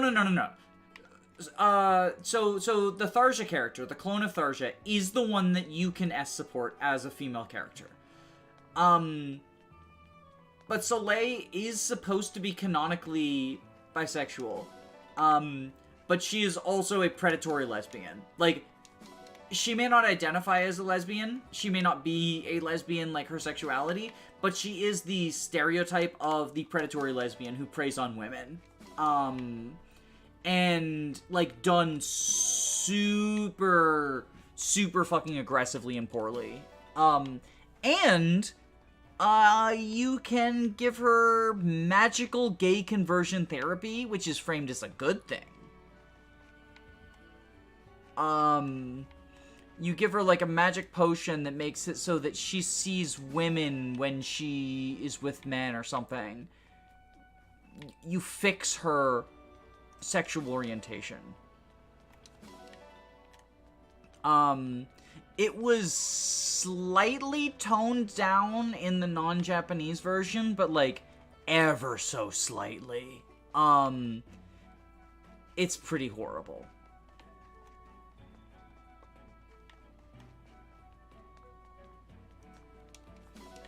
Like, it's I think also, like, what it is that you give it to her consensually in America, but you slip it in her drink in Japan or something like that. I might be wrong. But there's, like, a potion that makes it so that she is no longer bisexual because like... The other thing is she's supposed to be canonically bisexual, but she talks about in her supports how she doesn't want to be with men, which doesn't sound bisexual to me. And I know there's the meme of, like, I'm bisexual, which means I love all women and one man. But, like, in reality, bi people like multiple genders. And, like, obviously you can have a preference, and that doesn't invalidate you. But the way that she talks about it, it's, like, not wanting to be with men at all. But they also wanted you to be able to support her with all the guys. I don't know, it's very weird and icky. Oh, goddamn. Why is the Somniel so fucking broken?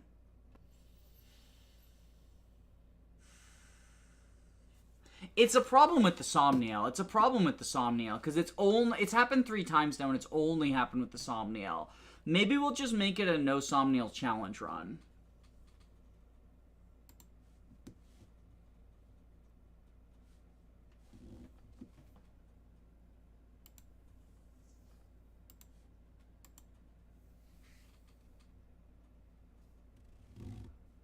Yeah, I hate that joke as well, because that is a different type of closet.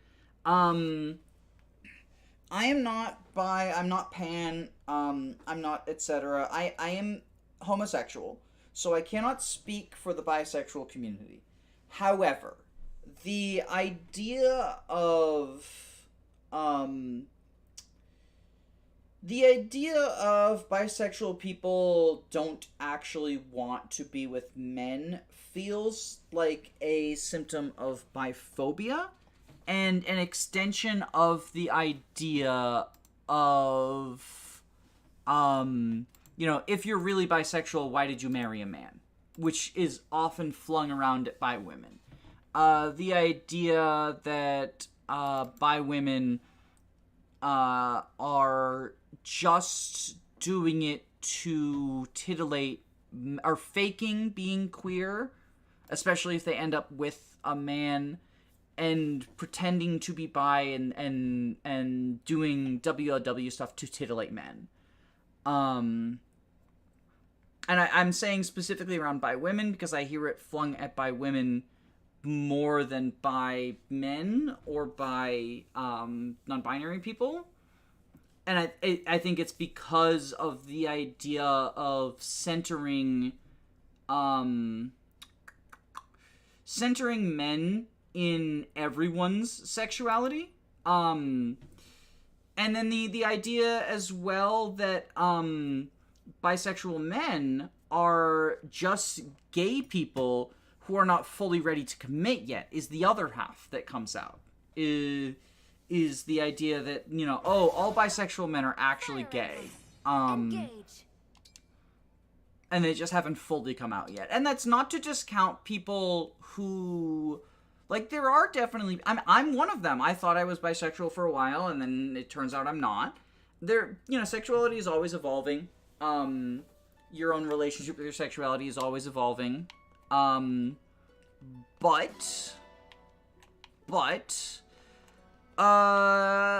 some people are bisexual, hot take. And that doesn't mean that they're going to later become straight or become gay, or, you know, you have to pick a side type deal. The idea of you have to pick a side. Alright, we're turning this into a no Somniel challenge run because the Somniel is super unstable.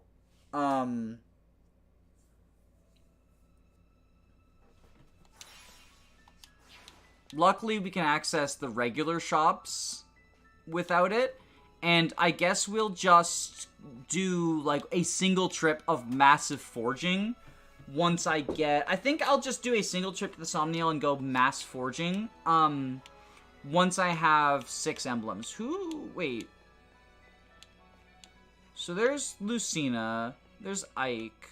Where's the Lynn oh, we're not doing the Lynn Paralog. We'll do Ike. Wait, what is this? Advanced class level 3. We'll be fine.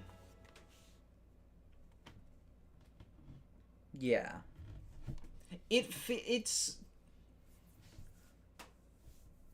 Again, I'm not bisexual. I don't want to speak on behalf of the community, but I am really bothered by the, you know, I like all women and one men, jokes. And that's not, again, not to say that you can't have a preference, and not to say that there's not an amount of a validity to express the idea of, you know, I'm more comfortable, especially as a woman, a bisexual woman, the idea of expressing, you know, I'm more comfortable with other women just because of misogyny and the way that it affects all of us. I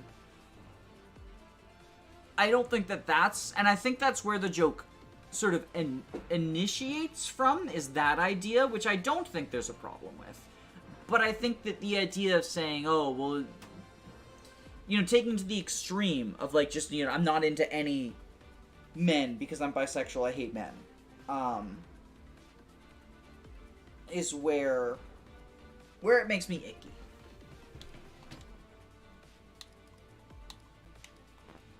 Because it feels like erasing a part of bisexuality.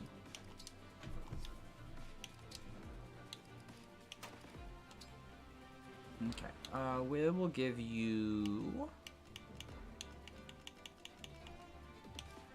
Alphonse. We will give you sure, we'll give you Anna. Or no, we'll give you Sharena. And Kagetsu gets Lucina back. Lucina!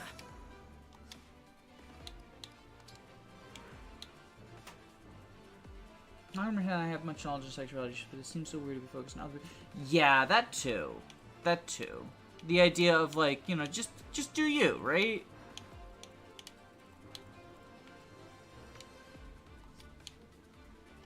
Swamp spaces.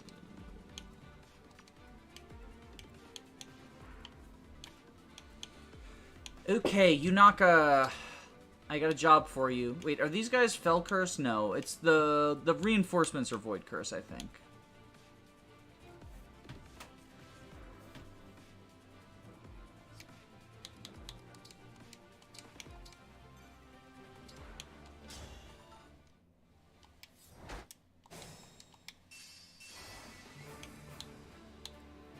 Tis I.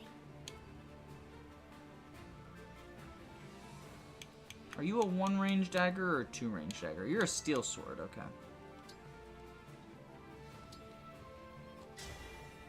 Let's get brawling.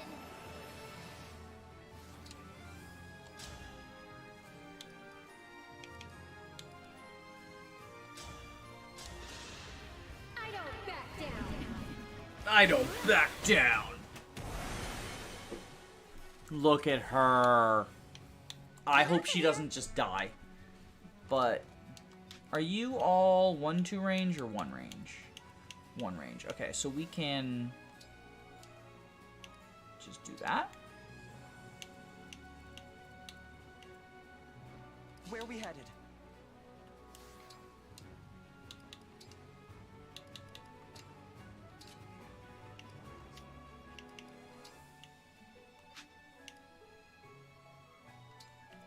Give me strong foes. I wanted to bonded shield. I'm dumb. I guess I can bonded shield here, right? Emblem.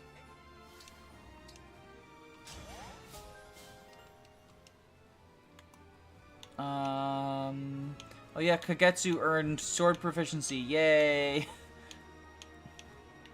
Does anyone else have somewhere they want to be? I think not. Yes. I guess Alcris can... Oh, wait, are you a Thunder? No, you're Elfire. Okay, so I guess Alcris can go, like, here, right? Probably be mostly fine. Here goes. Put you there. You there. Allow me. You there. The stage is mine. Okay, I think this is good.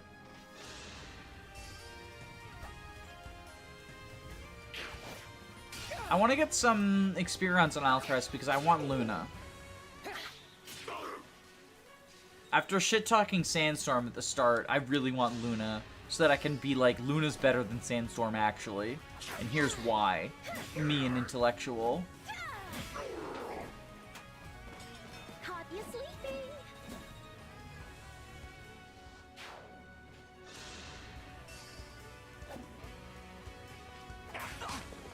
Give it up. Boom! Slam dunk, Rosado. I must stay focused. I like the Emblem paralogs, but I understand people who don't.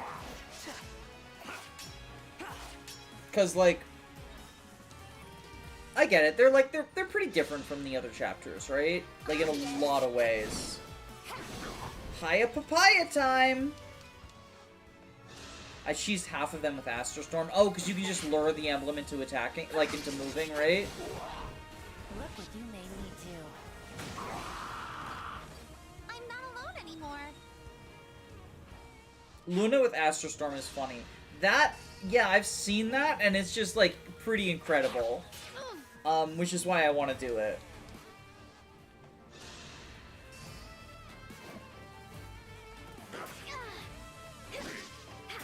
Bonk. Bonk.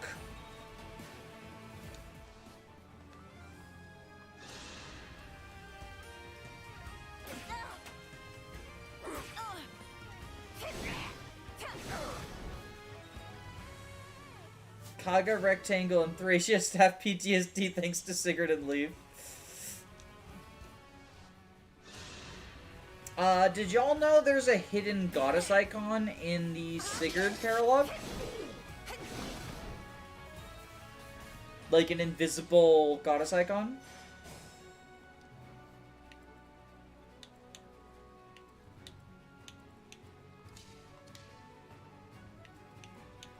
Just a scratch?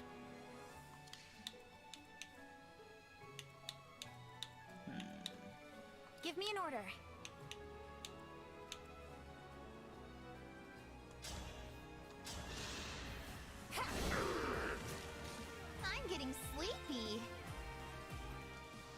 Yeah, it's like it's not, you know, it's not, obviously it's a different map, but I feel like it is most comparable to Lex's Brave Axe, right?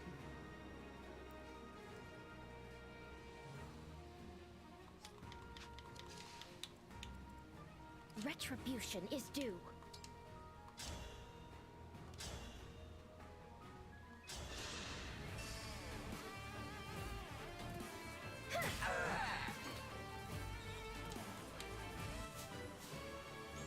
Seen on the beach in chapter 10. It's a different spot though, right? Like it's because the chapter 10 one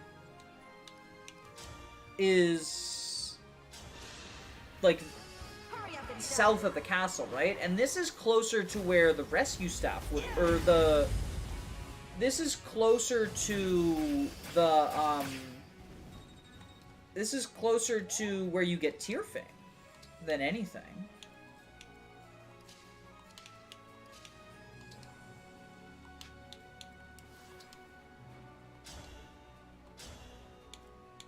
Isn't it?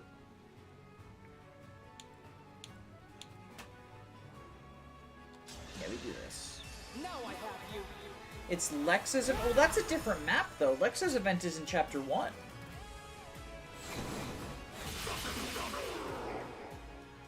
need to get stronger until no one can beat me. Soon? So, I don't know. I'm not going to pretend to know anything about the development time. But I do think the next Fire Emblem products we get after the DLC comes out will be an FE4 remake. How soon that is, honestly depends on a lot of factors that I don't know.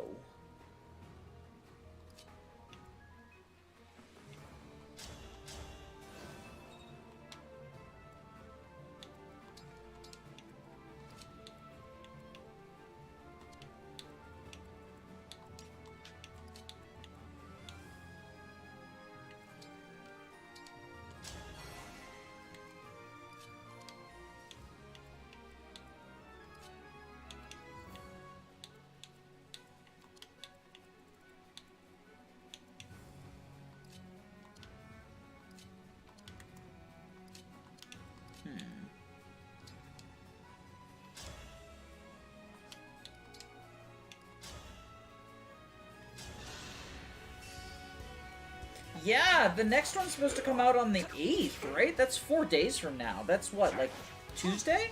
I want to say? Wednesday. The next one's supposed to come out Wednesday. It's, like, confirmed, I thought, by Nintendo Japan.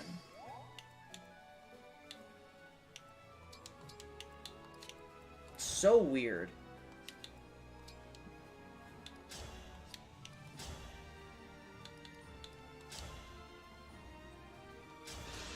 Sure, we'll all for one here. Why not? This is such a bad ability. It's A tier in terms of, like, being able to make memes out of it, but it's so bad as an engage attack. It is over. I'm really curious to see what they do with the Heroes one. I hate Heroes, but I'm really curious to see what they do with the Heroes one.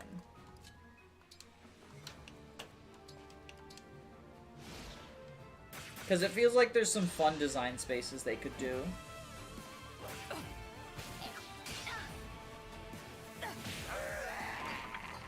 Poor thing.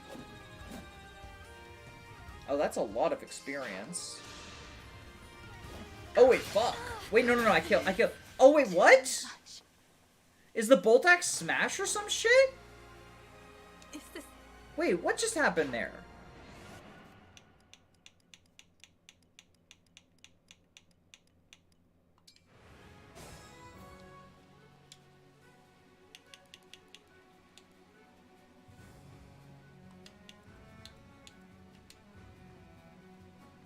Oh!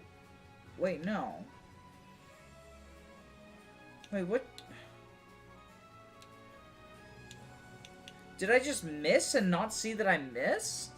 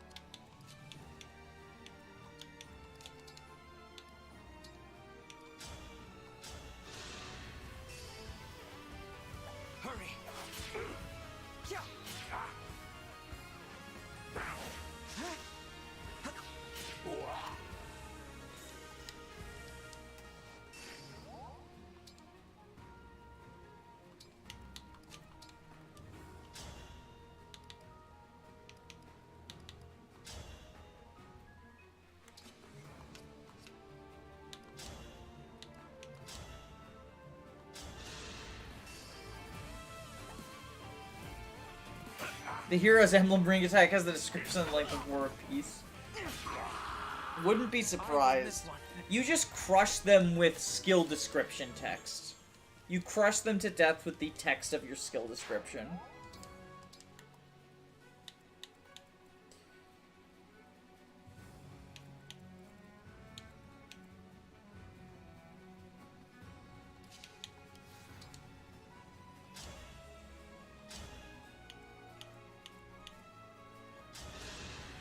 By my hand! I see you!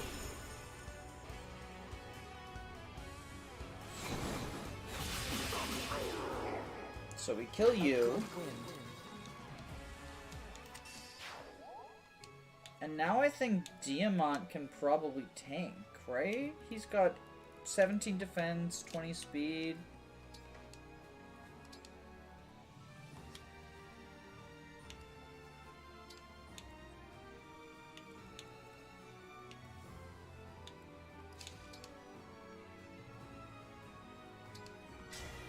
May I call on you?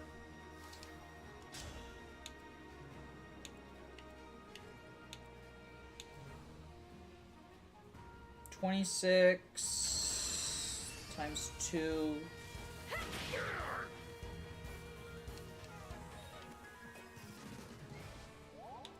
I think the hero's ring is just gonna have you pay real life money to increase the bond ring.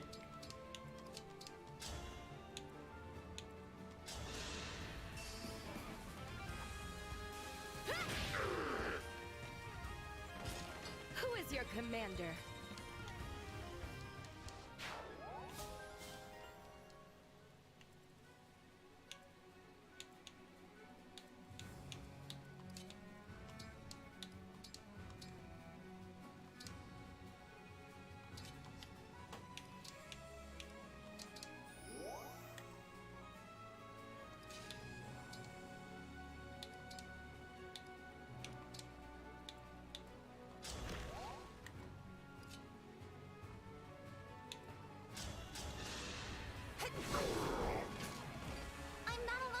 Yeah, that's how I feel about Heroes as well. That plus, like, the gacha ethics, I just, like, even if it were really, really fun, I just would not feel comfortable playing it because of the way it works as a gacha game. And, like, the knowledge of the, you know, the lives that it has definitely, like, ruined.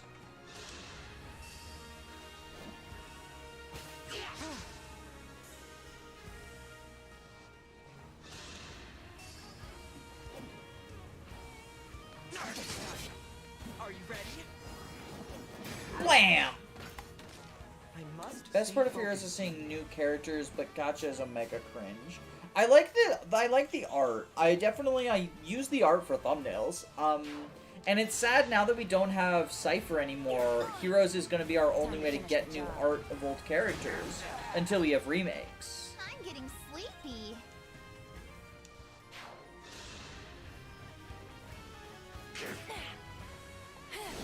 Is Yunaka gonna get punched to death? No, right? Yeah, okay. Good. That was scary, though. Still in it. Right away. I can keep going.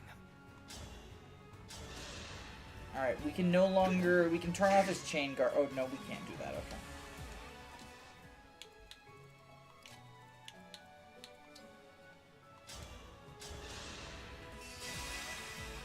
I'll be good.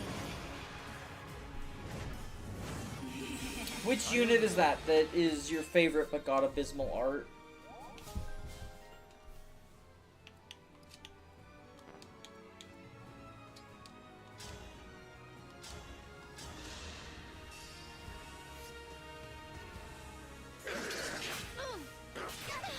super unfortunate right there.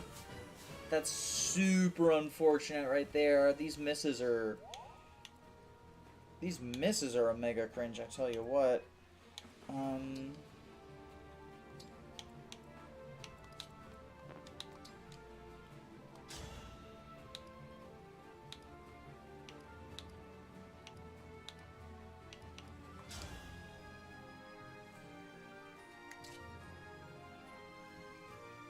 We just hope for a crit. Allow me.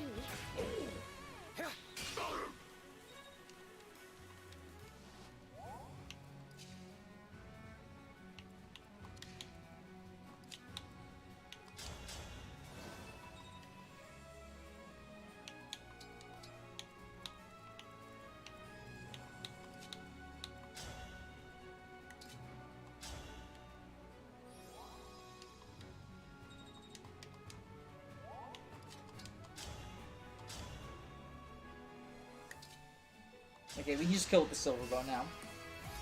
Oh, Ratchasus has terrible art? That's actually really unfortunate. So no one can beat me. I am fine. I like Ratchasus.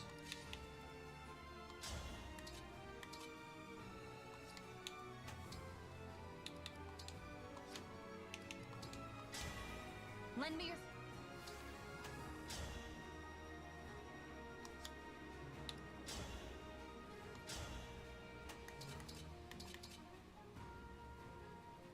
Sure, we'll go Baldax here. Does he just have, like, ridiculous defense?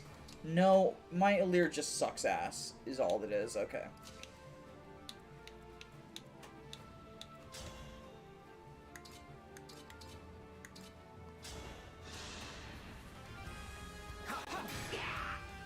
I've had enough. Oh, really? That's frustrating.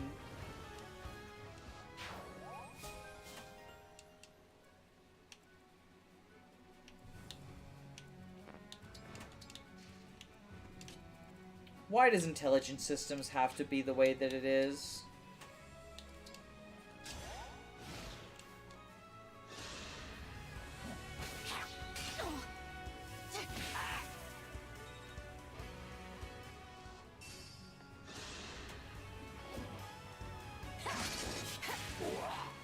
That was an undeserved dodge, but we take those.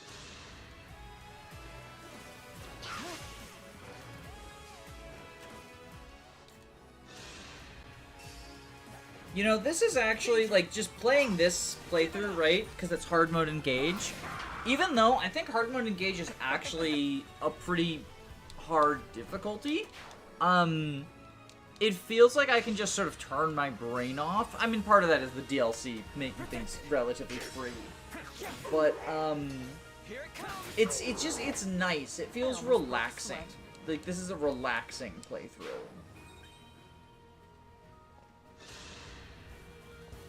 There. You're dead. Time to finish the job.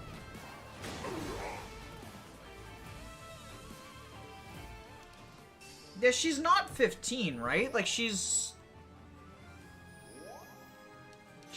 an adult, right? Or am I wrong about that? Fine by me.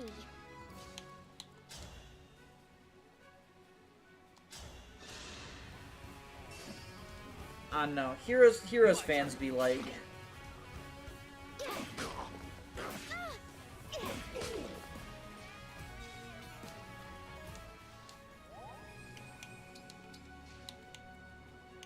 Our foes are strong.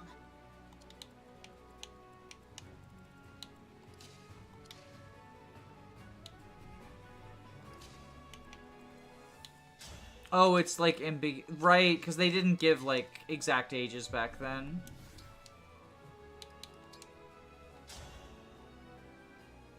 Oh.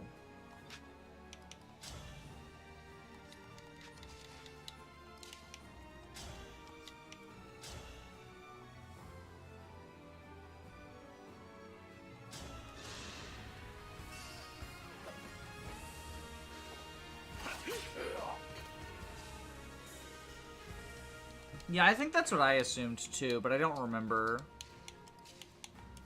Okay, here we do. Houses Unite, U... Or no, not Houses Unite.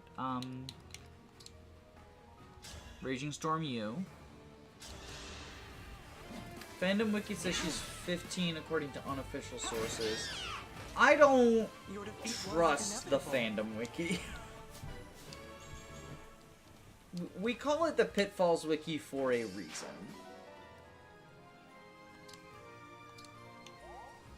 Kanto here.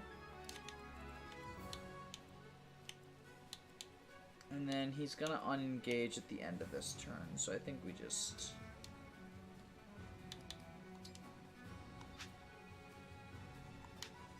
Do we have... No, we can't, because we're at 0 turns.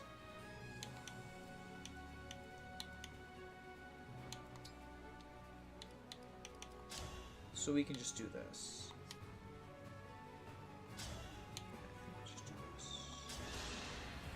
I'll strike you down. That's from Kaga's dream scenario where he talks about his original plans for the story. The fandom within legitimate thinks Ike is pronounced EK. I am 100% not here for pronunciation wars. I'm just gonna say that. Like, I do not care how fictional characters' names are pronounced. Do not to hear. As long as it's something that relatively makes sense. Like the Guy versus Guy, Camus versus Camus, I could not give less of a shit about. I'm here. Corpre is definitely not 12. Did it hurt? Wait, why would Corpre not be 12?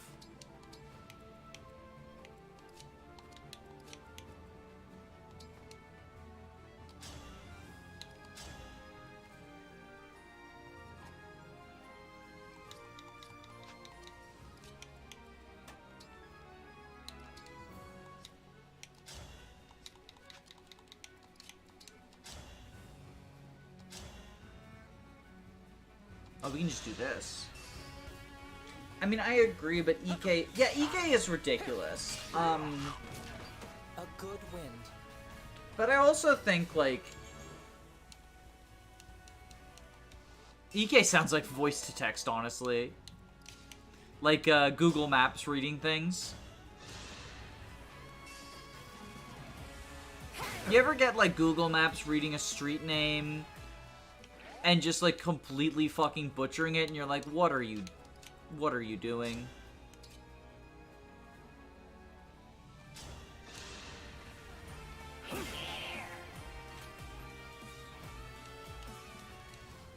Yeah, so I actually had someone point out that I was mispronouncing, I'm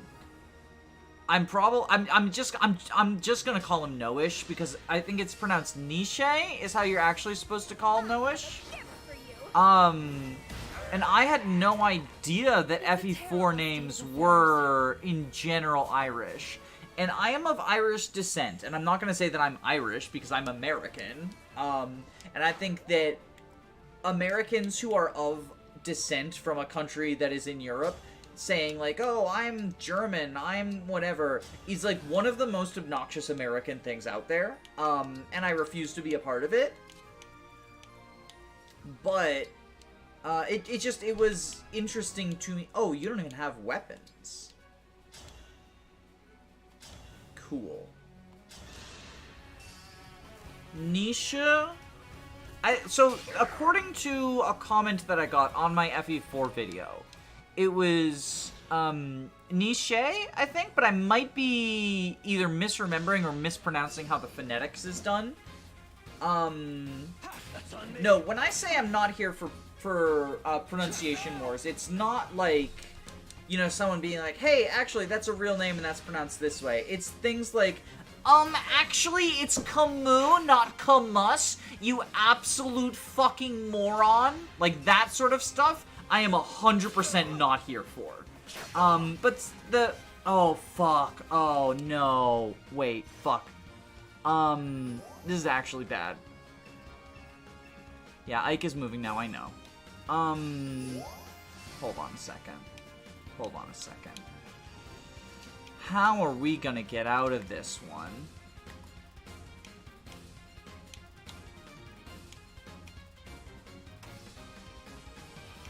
Deirdre? Let's go! Am I pronouncing Deirdre wrong? Ooh, wait, can I assign decoy?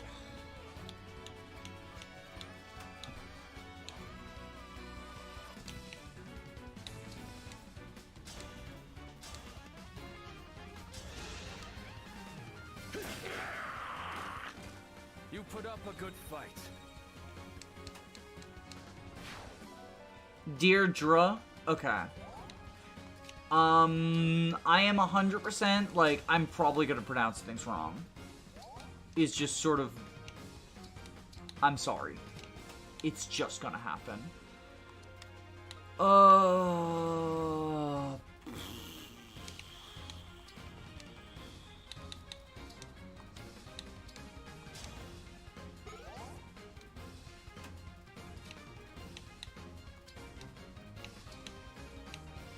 Hanging on.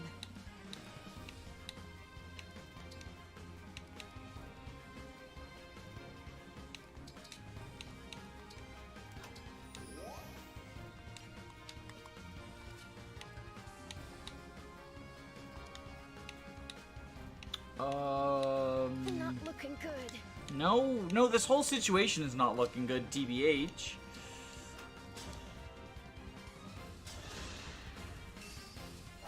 My goopy goblin brain is too corrupted by the rules of English. That's how I am too. I will always call FE6's Swordmaster Guy, even though I know it's supposed to be Guy. And like, it's one thing to be like this is in no way me subtweeting the person who pointed out, the Irish pronunciation, because, like, that was actually pretty interesting. And I did not know that, and I hope it wasn't offensive. But... Come on, dodge. You fucker. Okay, we're done. I think he's dead. Wait, no, because the other one is assigned decoy. So the other one's gonna go for Diamond, right? Yeah, because assigned decoy, buddy!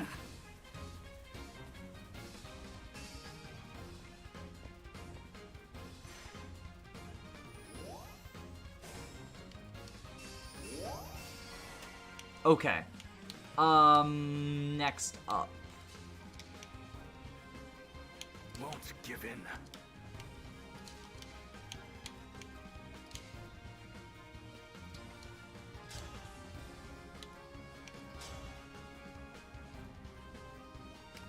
Okay, I want to see...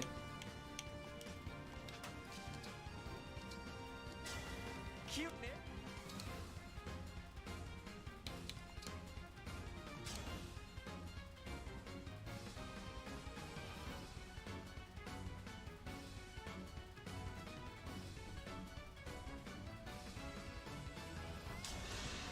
Does this work? Are you ready? Yeah, there are definitely people in real life named Guy, is the other thing. With, like, the Guy Gee thing specifically. I don't actually know where the Gee thing came from.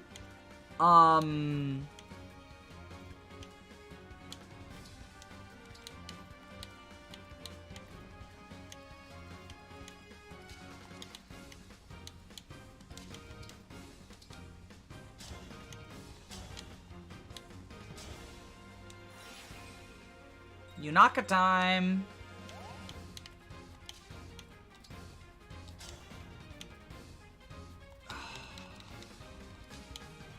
Wait, really? Can I... Nope, okay. Well, that's a waste of a warp then.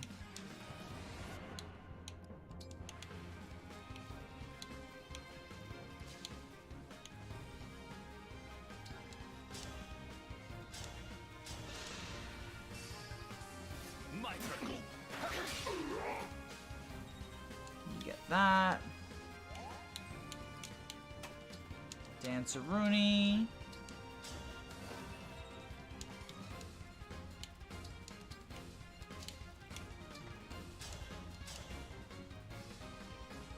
Wait, no. Oh, that's the wrong... I meant to attack Ike.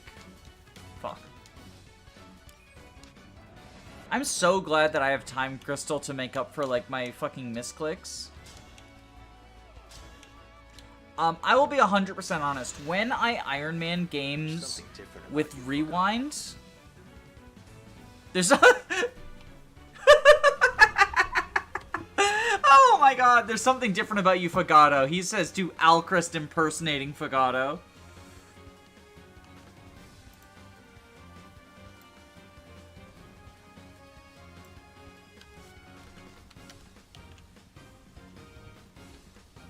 I love it. I love it. Hold on, I'm posting this. I'm making an announcement on my Discord with this.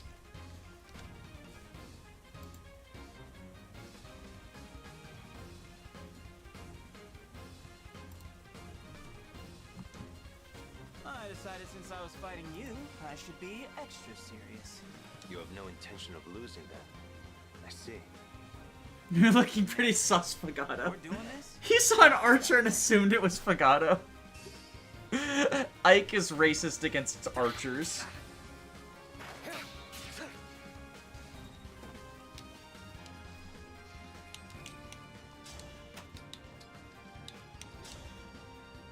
Oh. That's not a kid. Okay.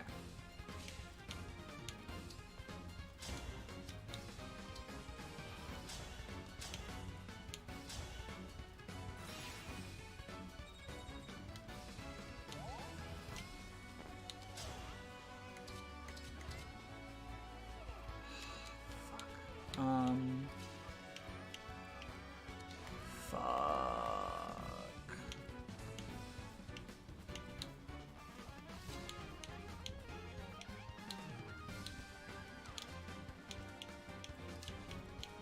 Because even with the revival crystal...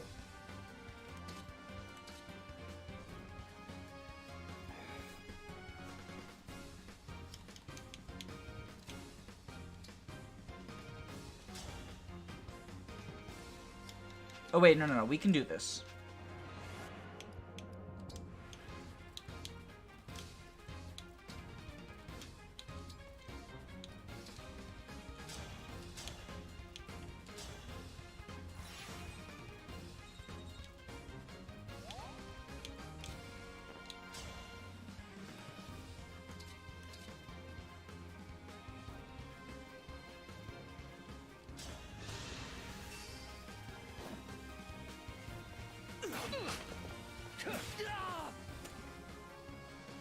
And now we have Diamant as a chain attack, and also I don't think Resolve has been activated yet, so we can get the full damage from Alcrest. Yes. Okay, and now we can Houses Unite to kill. Something different about you, Fogato. I need to take this picture again from a different angle. It's perfect.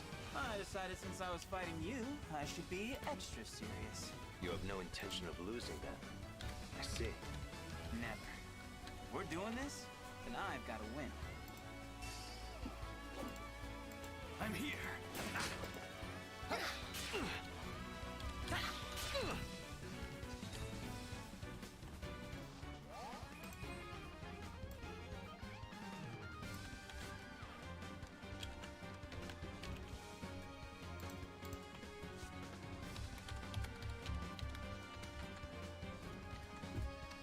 He's looking kind of sus. I can't believe Alcrest vented out of electrical.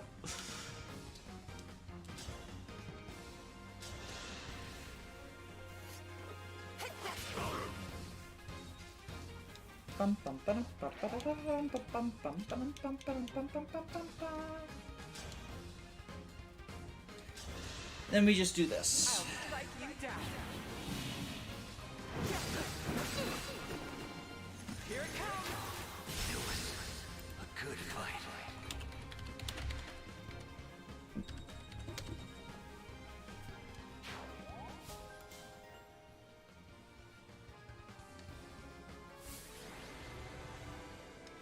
So, my girlfriend is playing Octopath Traveler 2 for the first time, and she just DM'd me, I've had Particio for 10 minutes, and if anything happened to him, I would not rest until everyone responsible was buried in the backyard. Among Us was very fun when I had to spend time online. Yeah, I think that the pandemic was a big part of why Among Us blew up, is like we were forced online.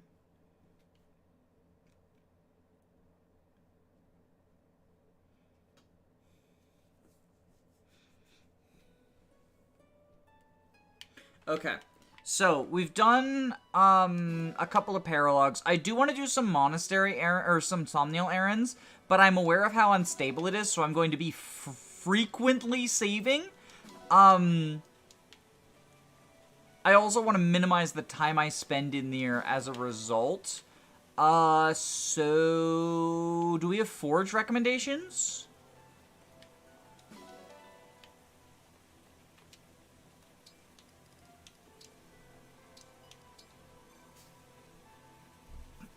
Hold on. I'm gonna go to the bathroom real quick. But going bathroom quick. How can I going bathroom? Please leave Forge recommendations in chat. All right, BRB.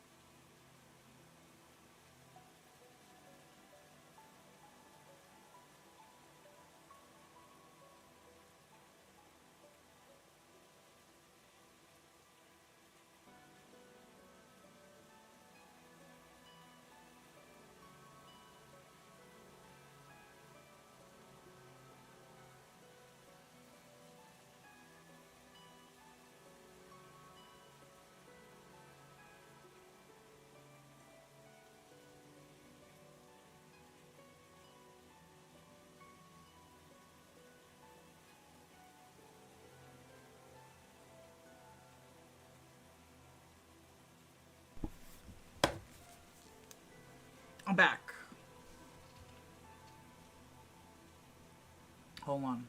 Where do I... Boop! I'm back.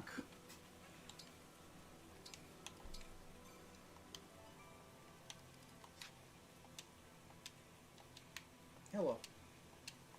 Yes, I would like to go to the Somnium. For now. Hello, baby. I wish I knew what was causing the Somniel instability so I could try to address it. But there's another reverse recruitment that's significantly less cursed than mine. And I think that's... like, the existence of that makes me not care enough about fixing this one, TBH.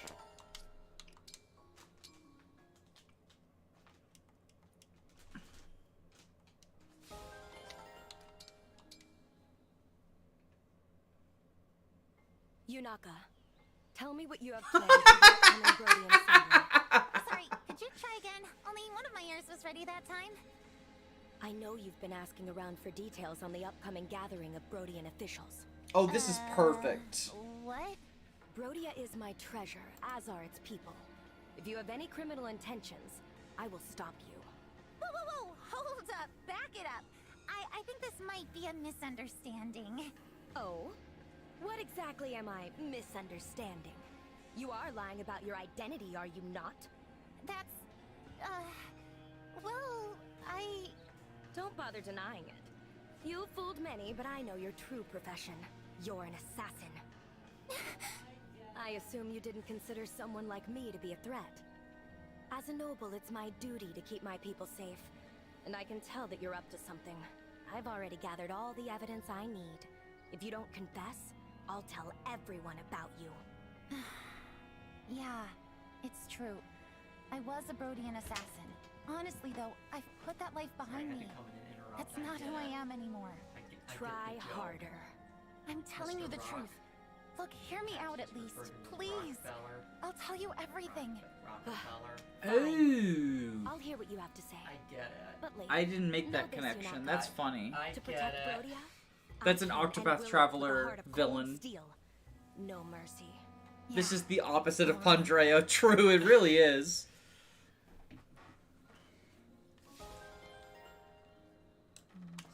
Aw. Gay. You're gay.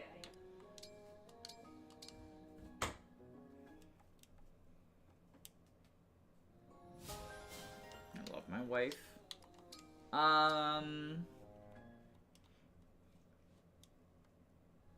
By the way, the person I keep referring to as my girlfriend and wife is the same person.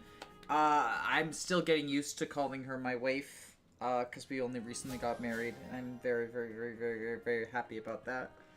Because I'm super gay.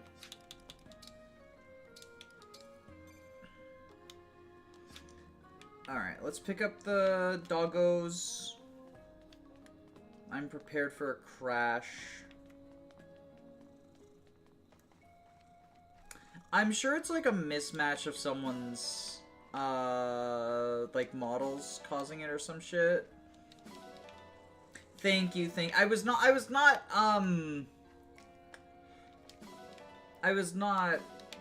baiting that. I feel guilty. Thank you, I appreciate that. It was last week, last Friday, so, you know, enough distance from it that I'm at the point where I'm like, I should have. Oh yeah, Long Kagetsu. Where's Long Kagetsu? Let's see. Before Somniel falls out of the sky. Alright, let's go get some forges, right? Come on. Oh, it's stuttering. It's stuttering. Okay. Refine. We want to refine the silver knife, right? Silver dagger. Up to 4, I think. Because that's Yunaka's personal weapon. We'll also do the steel dagger up to 4. Because they get minus weight. And then... Yunaka's skill gives crit, right? So do we want to just give her more crit? Like, she gets crit on avoid tiles, right? So what gives more crit?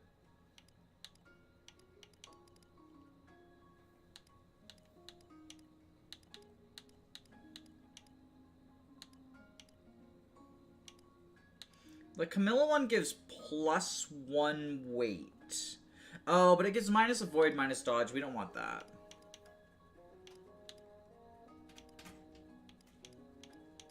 Oh, do we not have any of the good crit forges anymore? I guess Lynn. It gives minus might, though. She needs the might. Oh, cat unplugged my headphones. Alfresco, you goofball. Yeah? You curling your tail on my leg?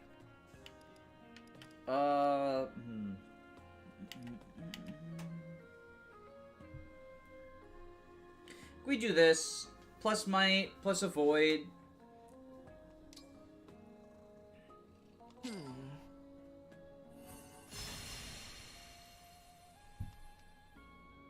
I like that. I like that. Kagetsu.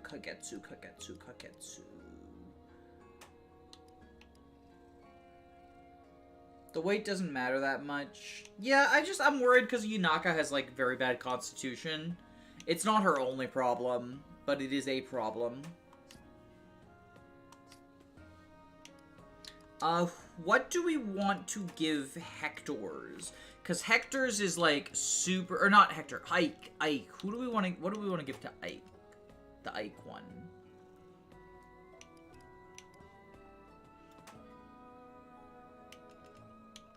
Probably... So, like... We want to give something to Rosados, right? Probably the Tiki one. He's not avoiding stuff anyway.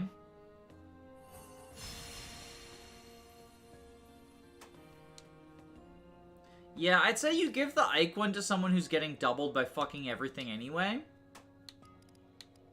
And I don't know that we have someone like that on the team since we allowed...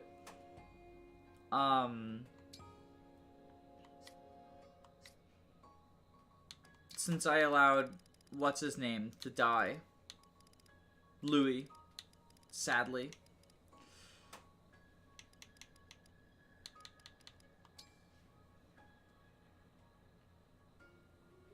Yeah, Louis. I give Ike to Diamant. Diamant Silver Axe.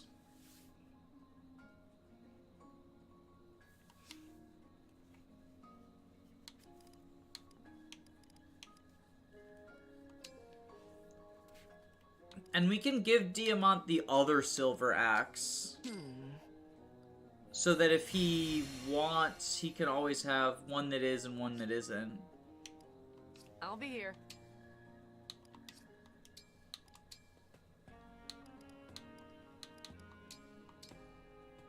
Because he has room for both, I think, in his inventory.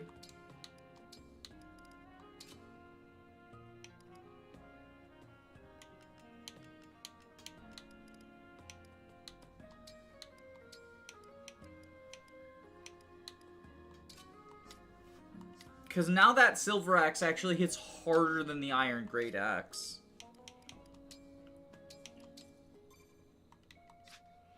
Alright, I think we spent enough time in the Somniel.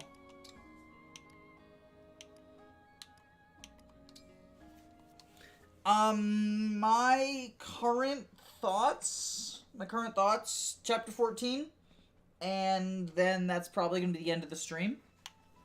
I really don't like the Lin, I really don't want to do the Lin paralogue. Actually, let's leave it, I let y'all torture me with democracy for Yunaka. Let's do another democracy torture.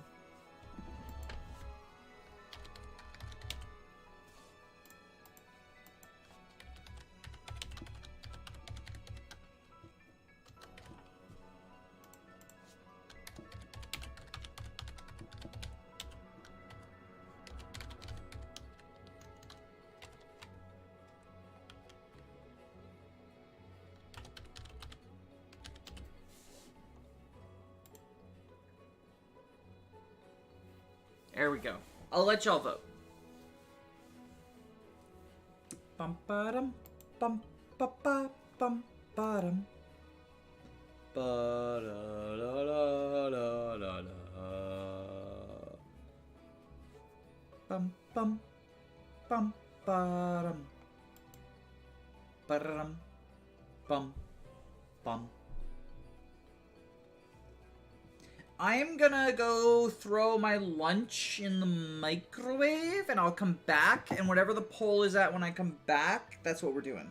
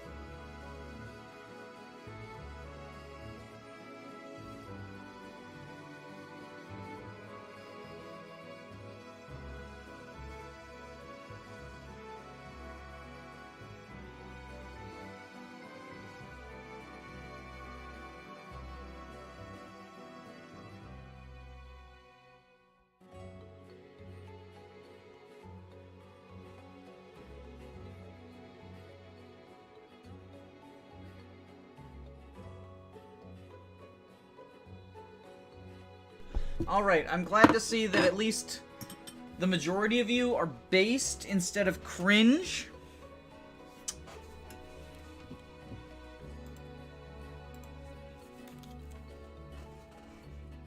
We're doing chapter 14. Wait.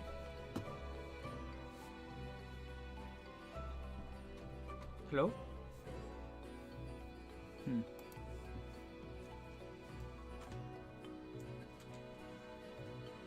I'm not getting game audio anymore. I think my cat unplugged my headphones again. Yeah, he did. Okay. He's such a goober. You're such a goober, Alfresco. You're such a goofball.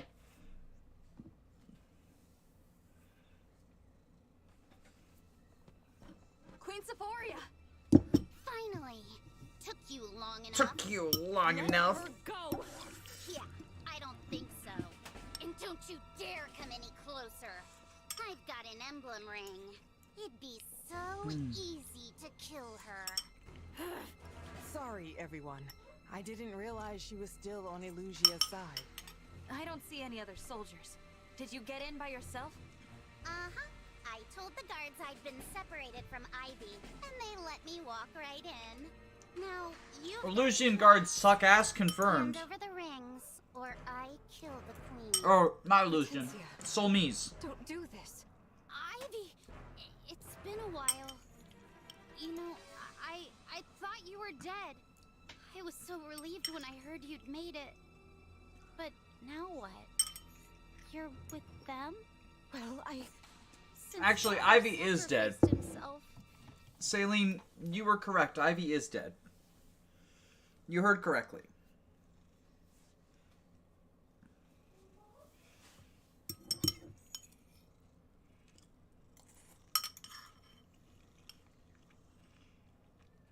Oh, wow. I'm glad it left. Do you have any outdoor animals who are potentially, like, threatened by it?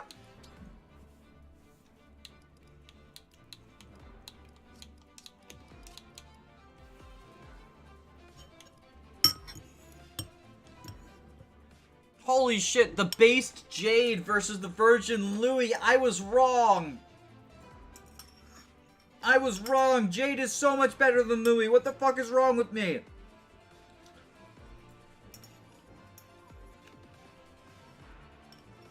We're using her. Giga Chad Jade.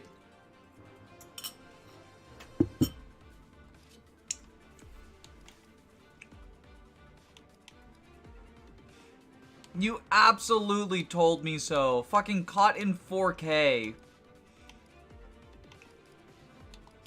Local Fire Emblem nerd is wrong about Fire Emblem again.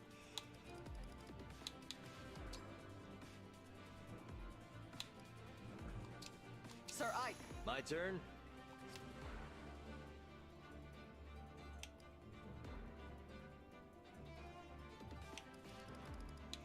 How has Zelkov got better stats than Yunaka, and Yunaka is a fucking Wolf Knight? And Zelkov is level 15.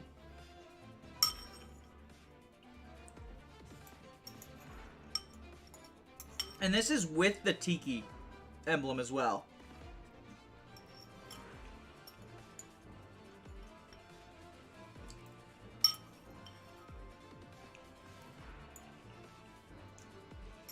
Yunaka fans are crying right now. Oh right, where's Hortensia? Gotta deploy her.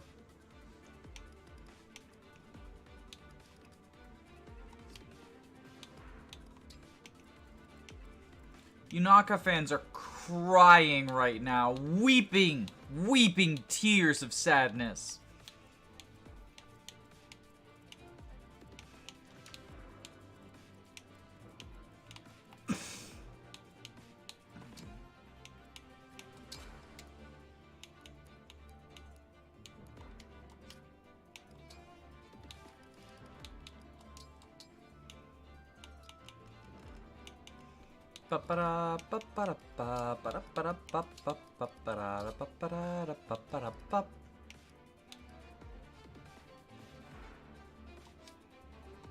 Okay. citrine.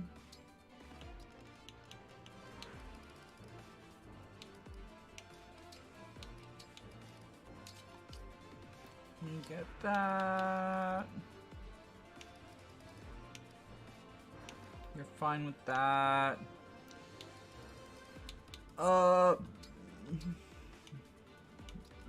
Sorry about that. Big Borp. You grab that and that, I think. Zelkov is fine as is.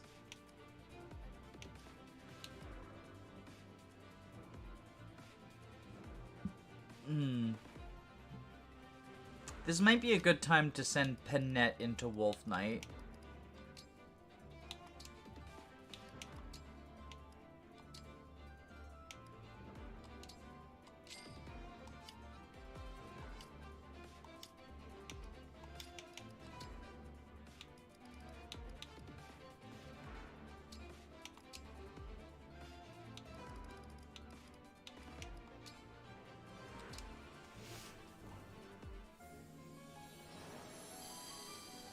Everyone's a wolf knight. We are the true wolf pack. Ow.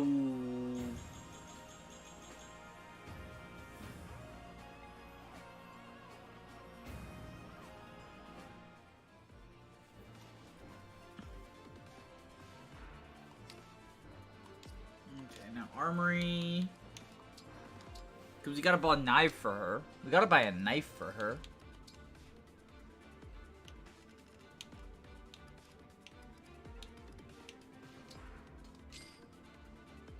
Do that.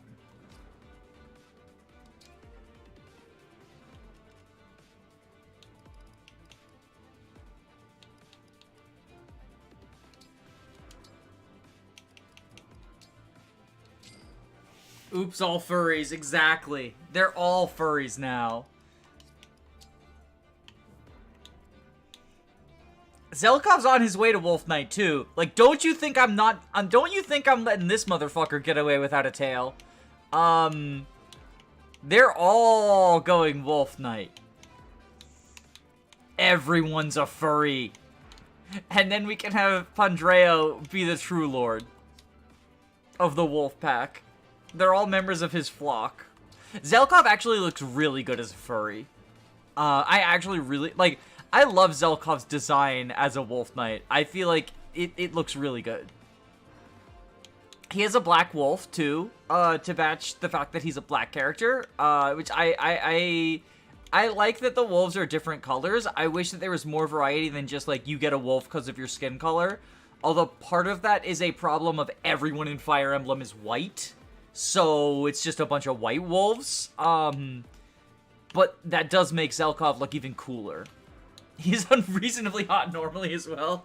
I wouldn't know. I wouldn't know. But I will take your word for it, say. Alright. Let's just fucking do this. Give Tamara a rainbow. Oh! Because of all the bubbles and shit? Alright. Hiya papaya time.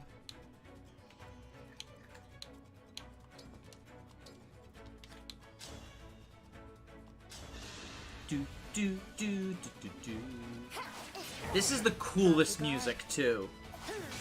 Oh, Yunaka Jagen confirmed. Yunaka Jagen confirmed. She just brought an enemy to 1 HP and got almost no experience out of it. Yunaka Jagen confirmed. All is set. She's helping to train the other knife unit. Quickly now. Seems I am too late. She's the furry Jagen because she's training Zelkov to be a furry. How am I doing? I'm doing pretty good. I'm doing pretty good actually. Thank you for asking. Understood. How are you doing? Welcome to the stream. I'm a little off game today, mostly because I'm just tired. So my personality might be kind of off.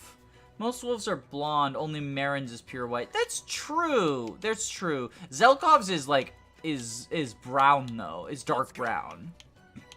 Where we headed? You have... okay.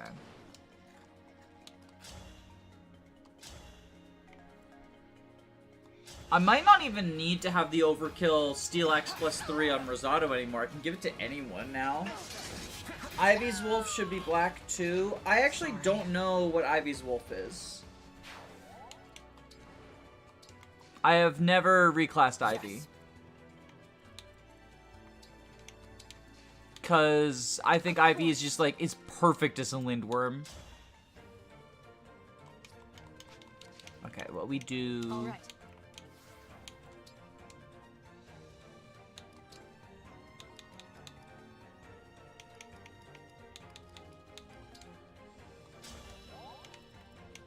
We do this. And then we get the extra true damage.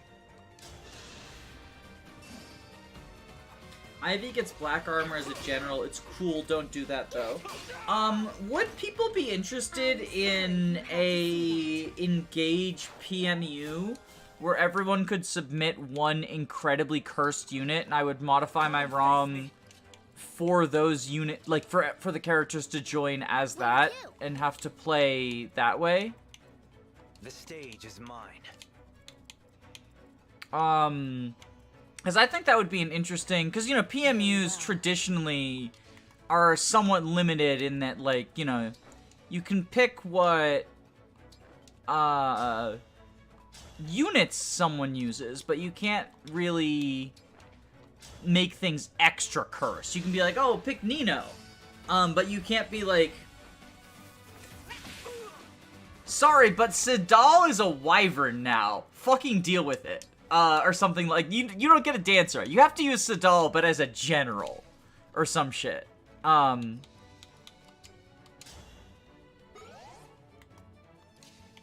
don't know. I think that'd be kind of fun. Maybe maybe that'll be the next bit of engage content I do. Let me get some more chip. Hortensia General. She's silver with a cotton candy shield. That's actually adorable. The thing is, though, I'd probably want to... Like, if I did a PMU like that, where you could make incredibly cursed units, I'd probably want to do it on... hard instead of lunatic. And... Or instead of maddening. And, like, that would be... like, yet another hard stream instead of maddening stream. Maybe I'd start on maddening and turn it down if I ended up getting, like, really stuck or whatever. I think I would start on maddening and then turn it down if need be. I think that's what I would do.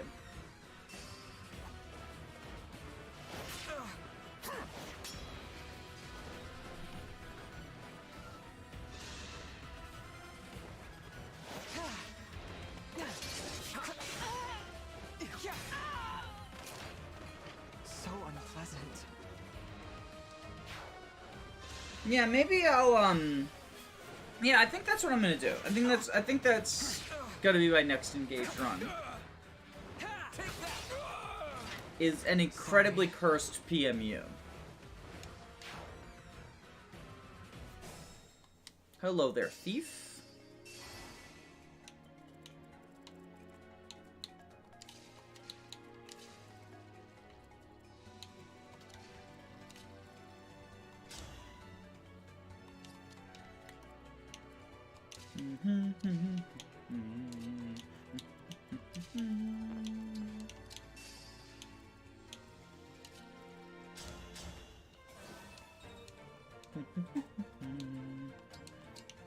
Who's reaching there? Oh, is it the archer?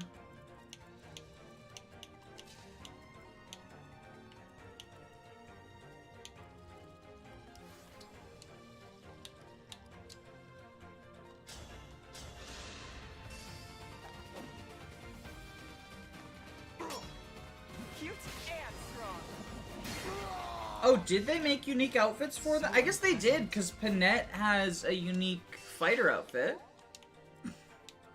Yeah, that is actually pretty interesting, that they chose to go that route.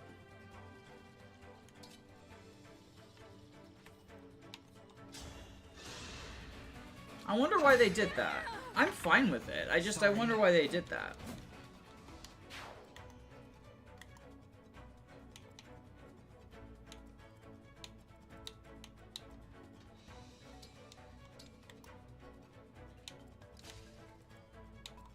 Well, so the other thing is Rosado, for some reason, uses female animations. I don't know what's up with that.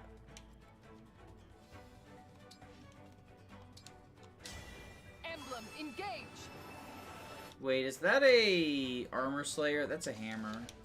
That's a hammer.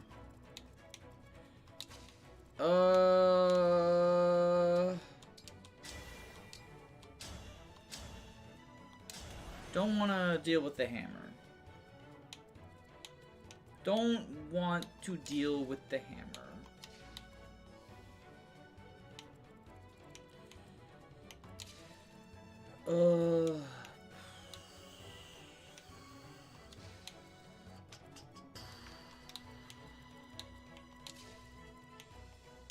What if I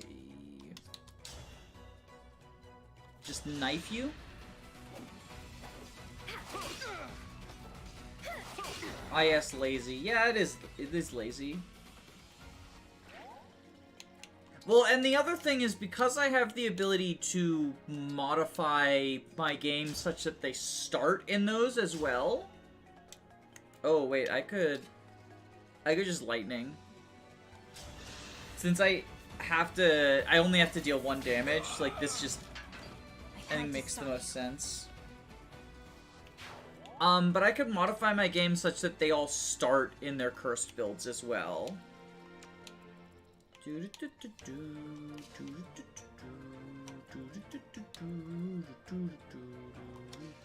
Alright, Haya Papaya time. Oh, the Wyvern can reach him, so if we do this... Then we protect him? Question mark? Should. Yeah, okay, we do.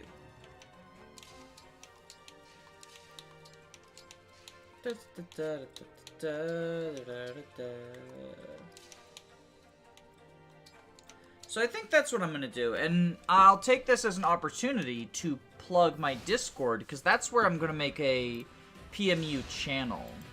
I'm gonna go ahead and make it right now, while we're watching enemy phase play out.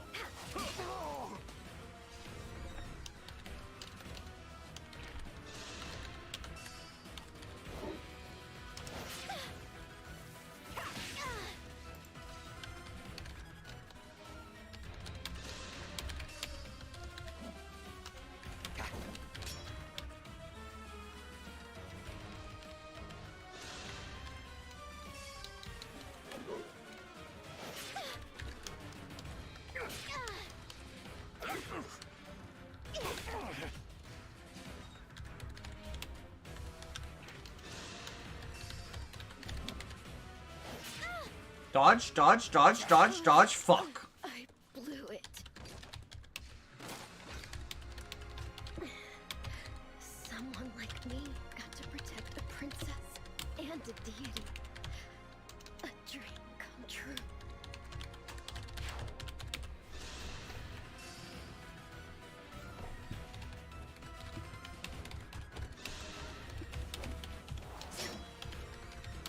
Here it comes! So unpleasant.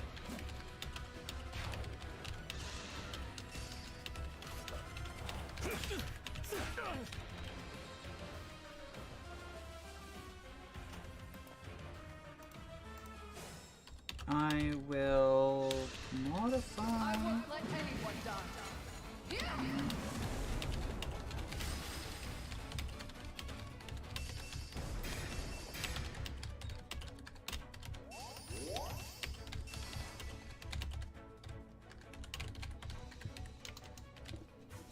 Alright. Went ahead and me that. And I'm gonna go ahead and put an invite in the chat. So if you are interested in submitting cursed units, They need to be player unit available classes, and they need to basically they're gonna join at the time they join and join at the level they join. So like for example, if you wanted to reclass Alfred, right? You could reclass him into a mage, but you could not reclass him into a mage knight because he joins unpromoted. Rosada used great either. So Panette is the one who died. So we rewind to here.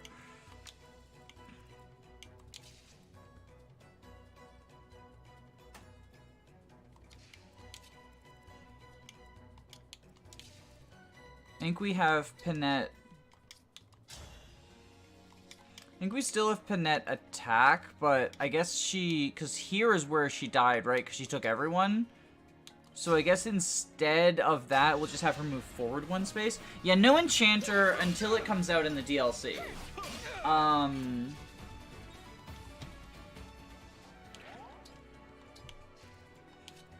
And hopefully I'll get at least one staffer. But I guess we'll find out, right? Dream well.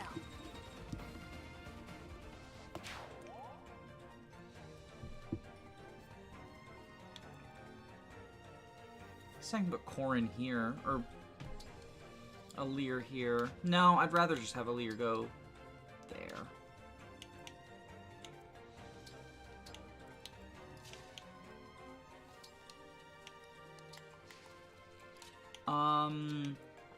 And then I think everyone else just sort of... So we want you blocking.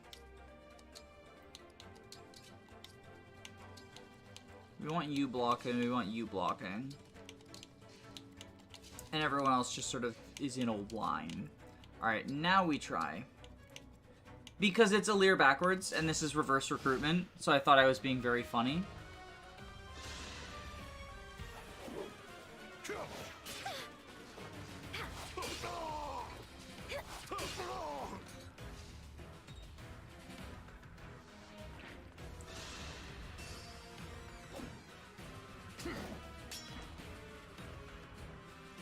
And Yunaka and Zelkov are special classes, but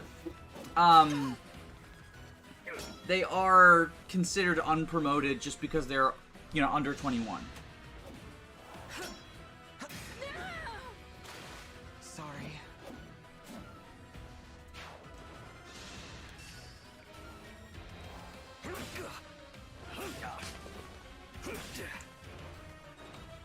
Okay, maybe the Ike engraving was actually a bad idea. Don't stand in my way. You can do unique lord classes. It will create incredibly cursed scenarios. I'm pretty sure it will just create incredibly cursed scenarios, but I think that's fine, question mark? I think so. I think that's fine. 17 times 2. What is the point of lightning? It's so little damage. I guess it can't be broken by swords, but it just feels bad.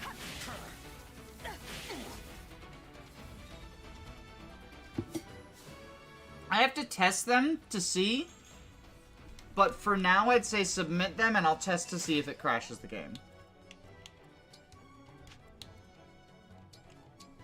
Because if it crashes the game, then unfortunately, you know, we can't do it.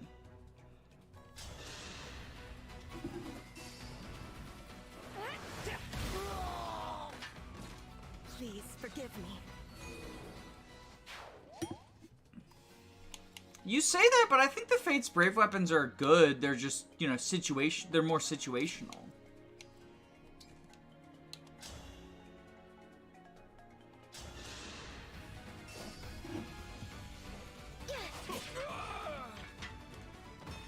My goodness, how awful!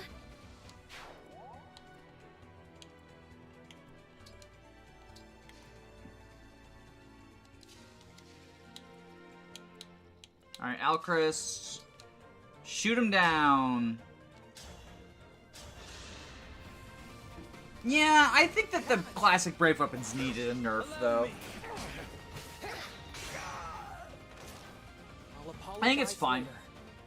I understand not liking it, though. Like, I'm not saying you're wrong if you dislike them.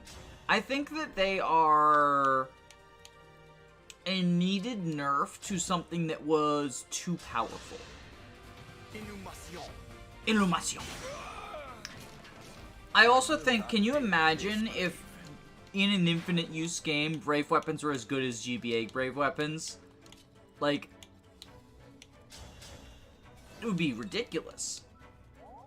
Hilarious, but like, ridiculous.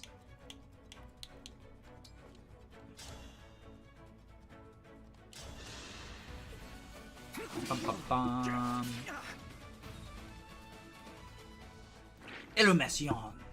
I think it's something French. I don't speak French, though. So I might be wrong. But this game is, like, very... Like, it's French aesthetic, right? So...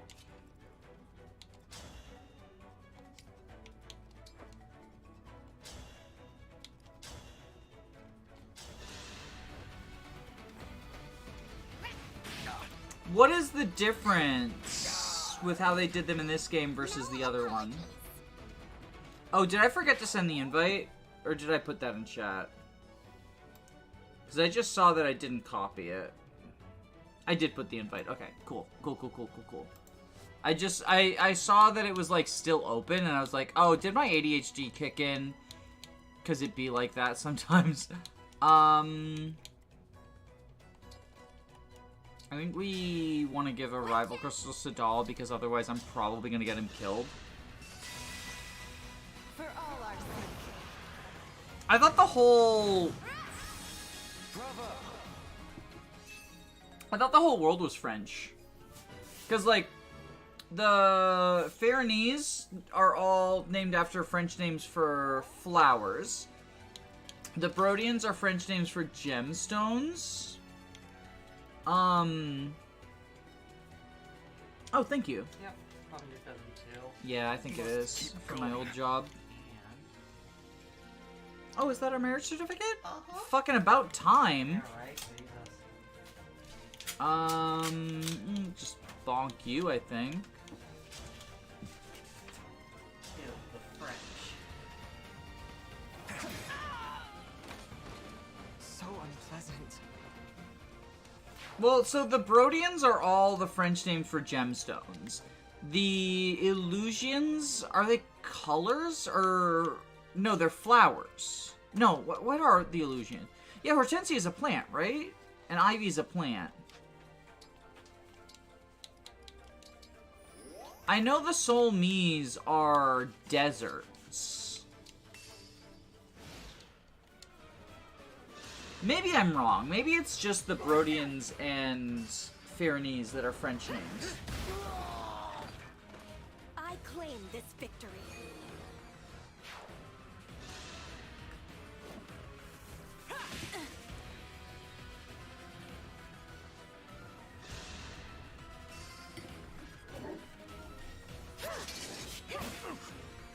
Let's have some fun.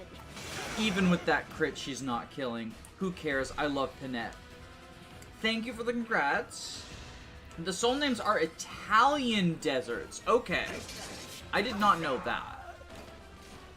The Four Hounds all have colors in French as their... I heard about that. Brodians aren't French either. They're just gemstones. I thought they were the French names for gemstones. Like, diamant is diamond? I thought that was the French name for diamond. Is it not? Consider it done.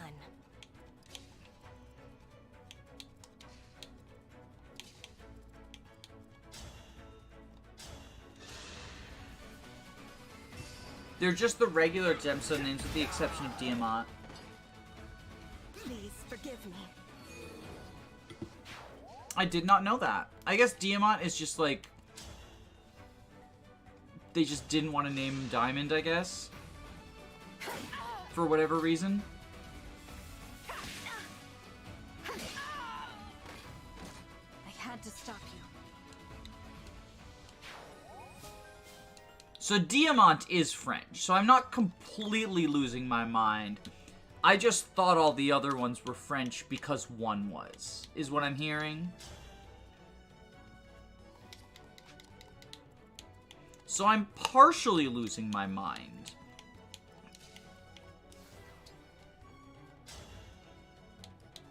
Oh, right, you can't crit.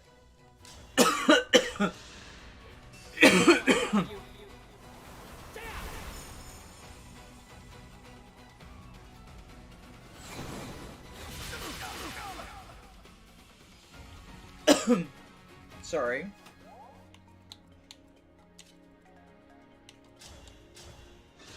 Hiya papaya time.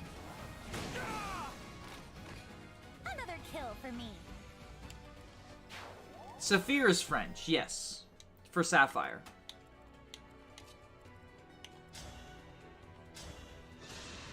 It's chapter 14 and half of my units are training projects. Ephemeral life. And they're all gonna be furries.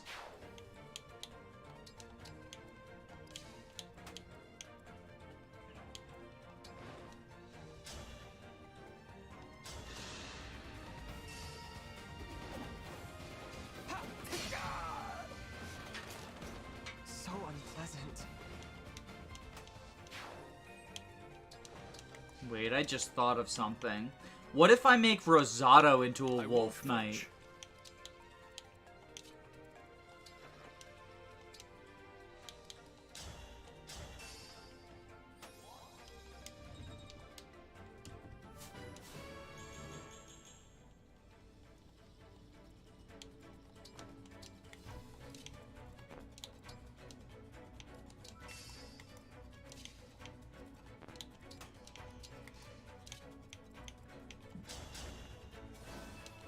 Would people want me to make Rosado into a furry as well? I mean, he's already got the cat ears, right?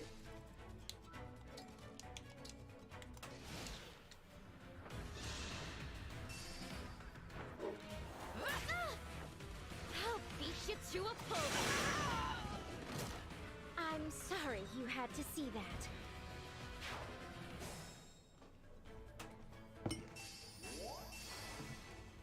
I'll manage.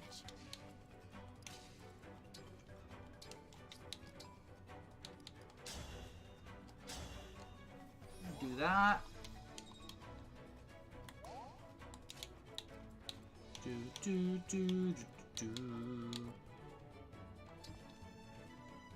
Wait, just wait here. Yeah, we'll call doubles and then dance him. Zephia comes from Sephia. Is that what color is that? Gold, Mary, and Rosado is pink in Spanish.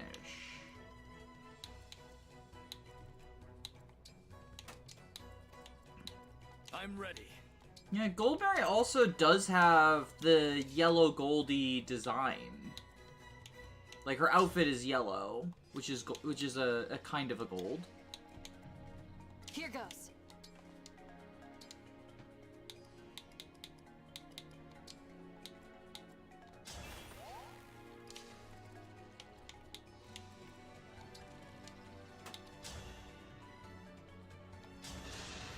Marigold is a yellow flower. Okay.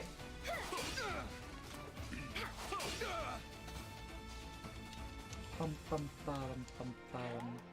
Ba da ba ba da ba da ba ba da. Da, da, da, da, da, da.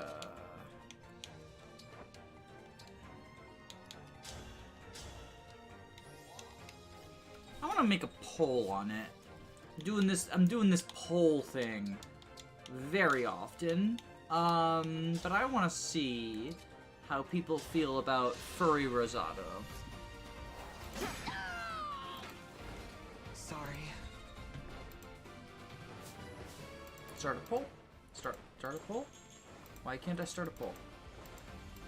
Oh, because I already have a poll going. I forgot to end it. I'm an idiot. Okay, start a poll.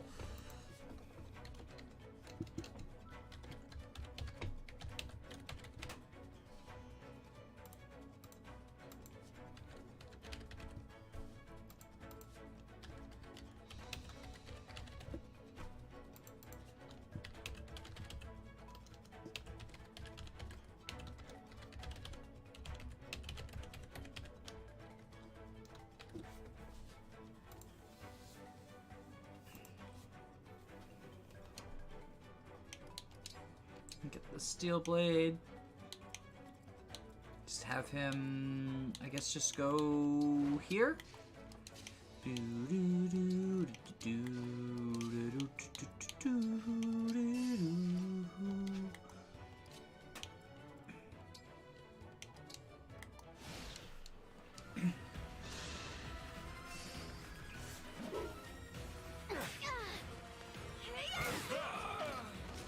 My goodness, how awful!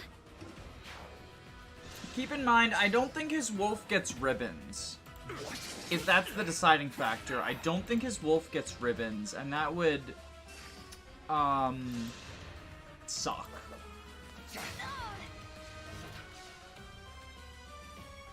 Wait, Alir, you're fine, right? You're fine. Yeah, you're fine, you're fine, you're fine. Bum, bum. Contempt.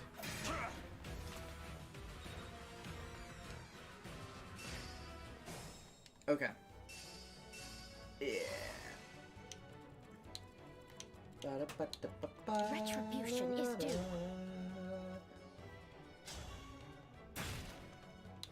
I'll break the door down.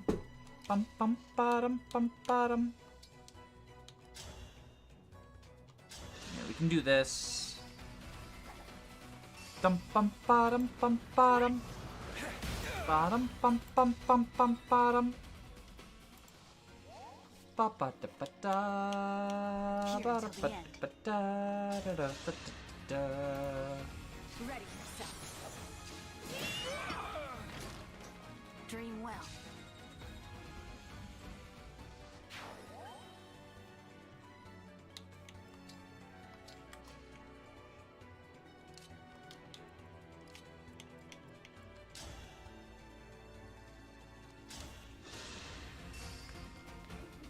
Ba-da-ba-ba-ba, ba-da-ba-ba-ba. You put up a good fight.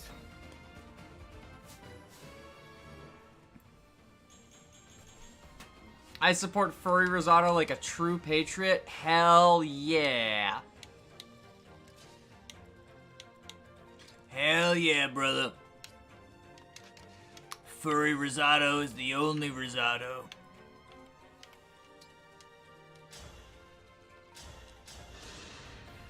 I'll assist. Not done yet. Me too. I had no choice but to win. Okay, I guess Zelkov can get the boots. I'm not giving Zelkov the boots. I meant, like, the boots are in that treasure room.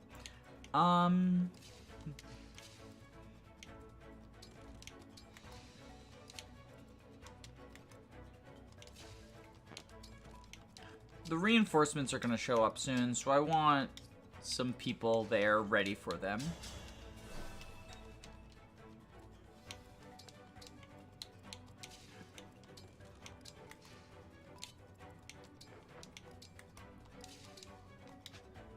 And I think having Rosado go here to bait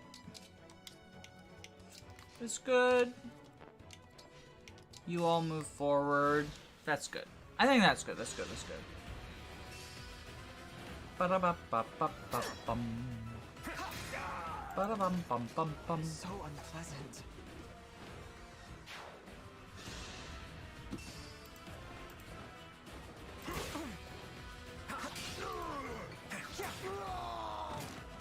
Sorry. I like wolves, but ribbons are cooler. Sorry, the poll is like hiding chat. Let me see if I can minimize that at all. Yeah, there we go. Okay. I like wolves, but ribbons are cool. I think the tail is really cute on the Wolf Knight. I do too. I love that the rider gets a tail. Although, it does make Marin's tail less unique, which is points against it. Because I like Marin having unique tail. I'm asking is Gold Marin and Rosado are pre-promotes in those classes, so they have a unique outfit.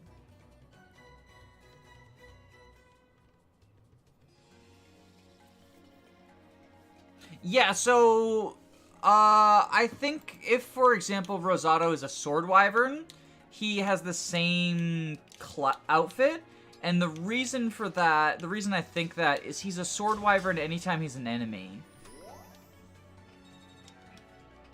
Yeah, Marin's tail, lore-wise, is rigged to waggle when she's happy, even though it's not a real tail.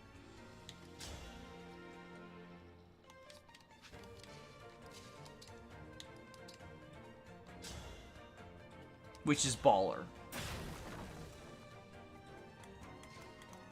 Okay, did they show up on this side yet? They did, okay.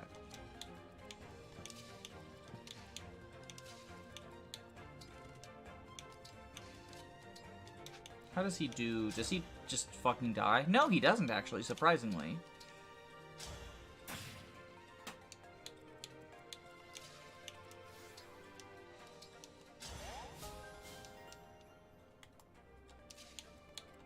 Move Jade forward. Dance her. I like how the four hounds politely wait for you to get the treasure.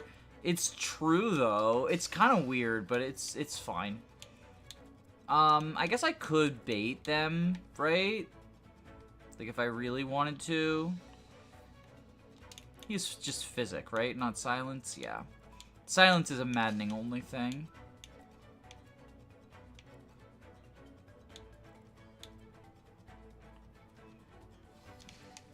Who does she have? She has Roy, right? Oh, no, she has no. Wait. Oh, they don't have the emblems. She just... She would just attack with the Hurricane Axe, which is smash, and therefore bad.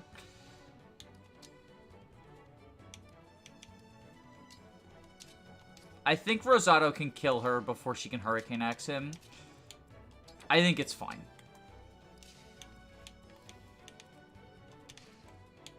Alright, Diamant.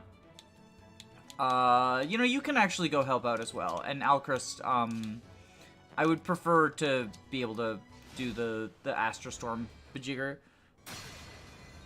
The four hounds wait patiently for their revenge, but only for infinite turns.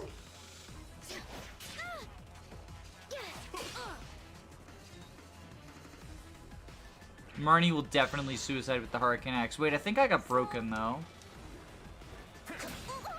Oh, wait. Rosato doesn't kill? Oh, it's fine. Why isn't Gris on this map? There's actually the plot reason for that is that Gris is currently with Vale. Gris is currently with Vale, who is good guy Vale right now. I love how I bonded shielded and then they both just attacked the person bonded shielding.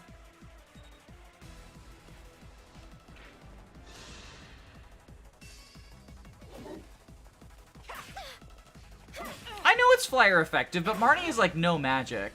Plus, it's smash, and I thought Rosato would kill her before it could smash.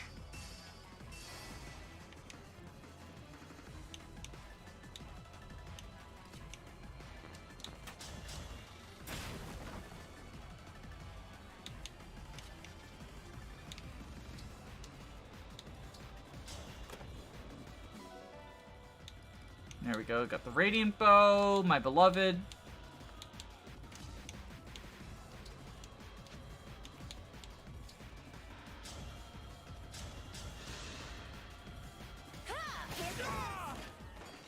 Was that too much?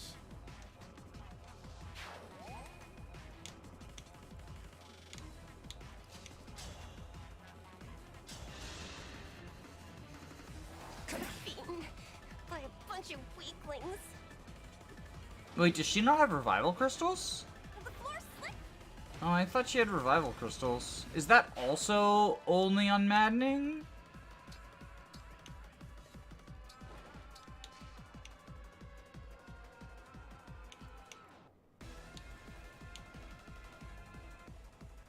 $20 res.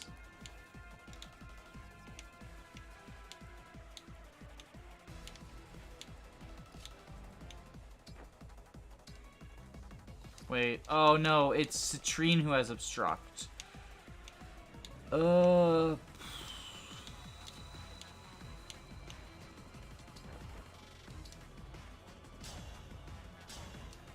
Just do this.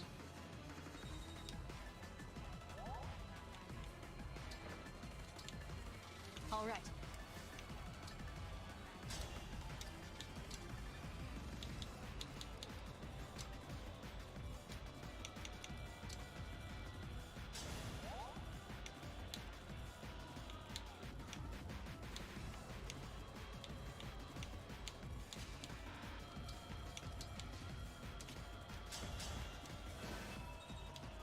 I forgot Zephy was on this map because she got snapped by Etier with Lyn, who had almost capped strength.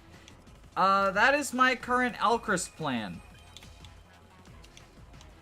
Is to make Zephia into Zephy was.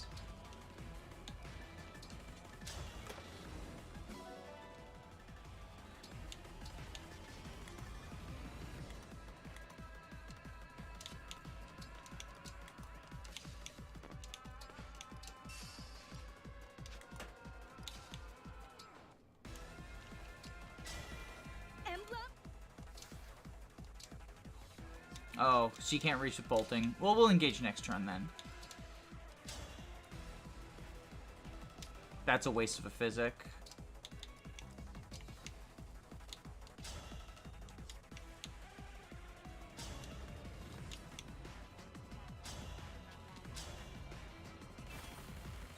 We'll do this.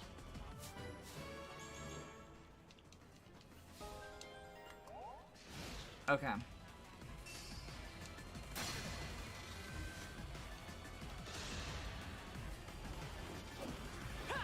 Rosado, you'll be fine, right? Probably, hopefully, maybe? He does have to tank Zephia and Mavier, both of whom are magic attackers. So maybe not.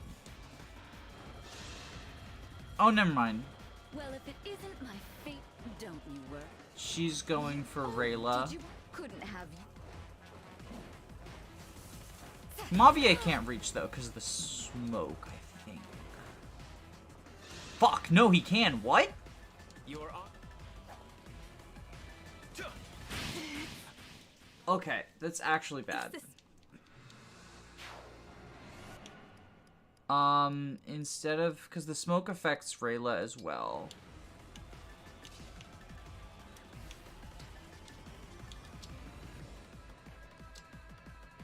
We'll just do it like that, then.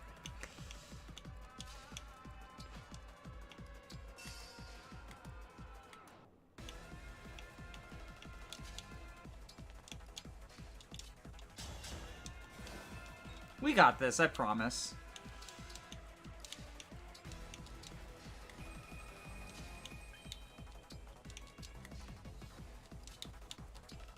It's fine.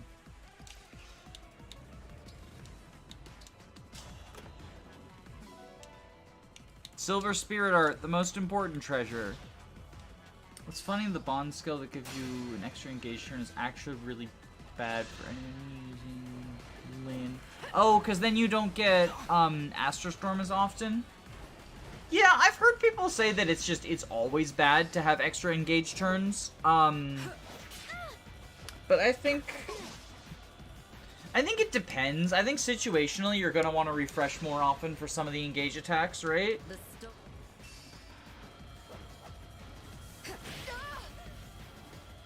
Jade survives, right? She got meditation and she does not have the stone pillar though. Oh, okay, so they're splitting their attention. That's good. They're splitting their attention. Okay.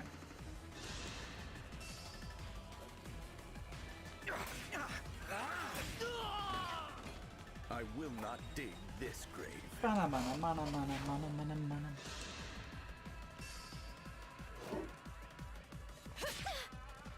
Let's have some fun. And then she only took 3 from the other one, right? So she survives 2. The other guy deals 3 damage, right?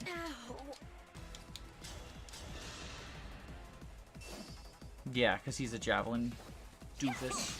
Oh wait, no, fuck, I'm dumb.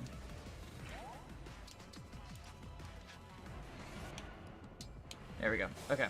I'm dumb. I'm dumb. Our foes are strong. I think the Lin one, you generally probably want to mostly be Astrostorming, and as a result, the extra turn is probably bad for Lin. I think you're right about that.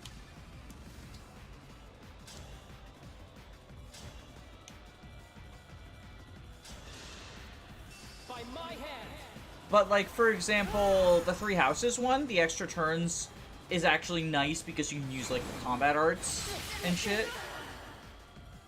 I'll apologize later.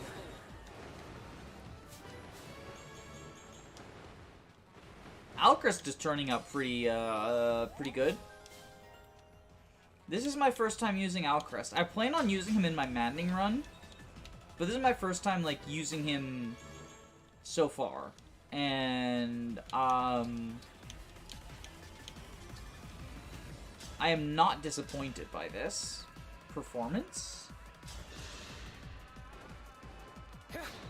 Impudent!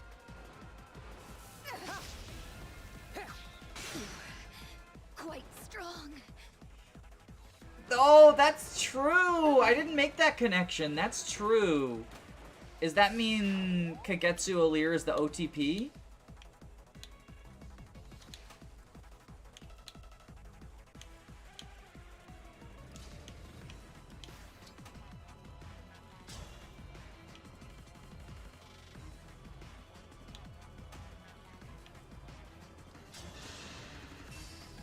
Do you think Demon is better as successor or hero? I think almost every backup unit wants to be a hero, and I don't think Diamant is the exception to that. I think Dual Assist is just a significantly better skill than... I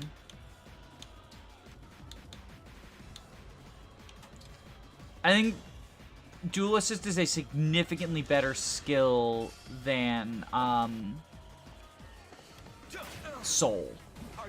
And I think Soul is one of the better proc skills. Louis V and Mealir are the ones who are married, yeah.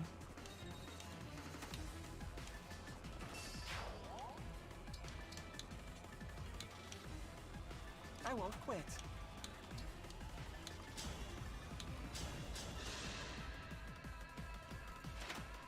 Yeah. So unpleasant.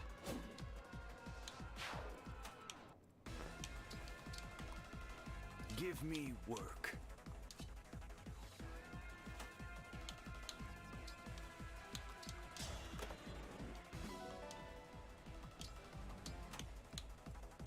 I hate what is going to happen after this map.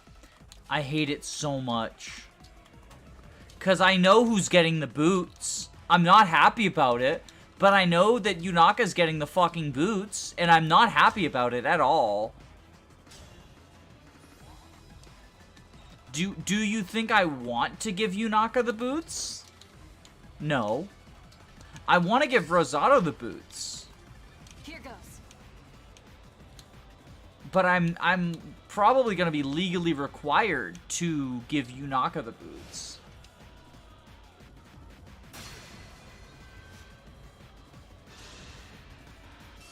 Oh yeah, Alchrist's personal is probably better than Sniper. I think that's true.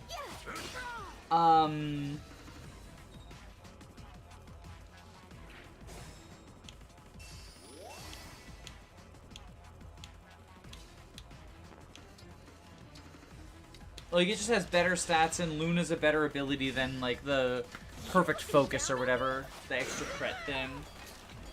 My goodness, how awful! Like, on average, Luna will deal more than a crit, I feel like. And it can also proc on engage skills.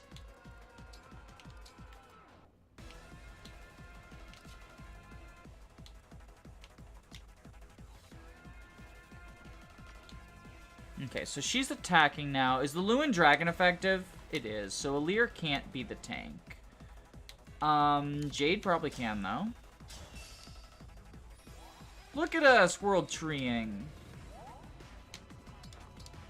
Okay.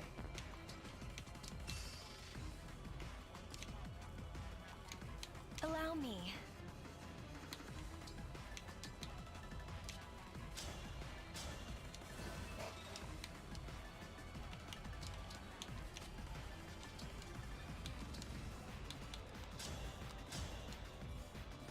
Rosado engaged with the Three Houses brace looks cute. I like the purple hair that he gets. It makes his little spikies look more like cat ears, which I think maybe was the intent for them to be like VTuber cat ear things, but I just didn't get it until I saw him all purple. I like purple. I must get the... Oh, she has a different idol stance? Is it because of hypnosis, I guess? I'll reclaim it all. Even with a crit, Jade survives. Baller unit. Holy shit, she's good.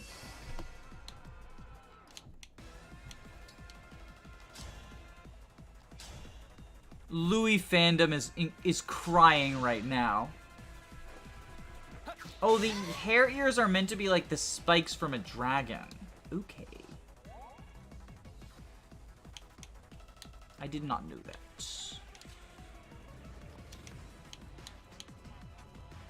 Bana, bana, bana, bana, bana, bana, bana. No problem.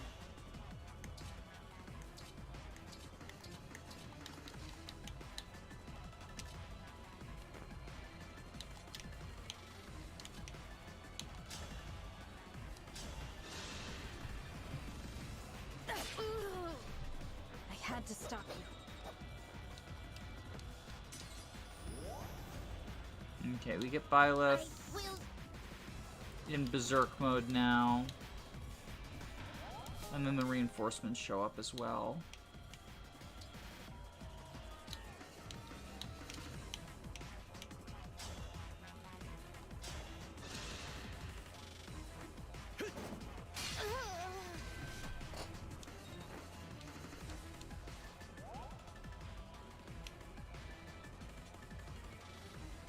Oh yeah, she's like, crossing her arms. Huh. That's pretty interesting.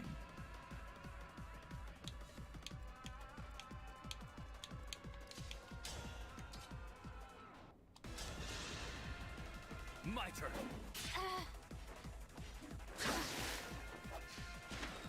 That's unfortunate. Okay. Can we recover from this?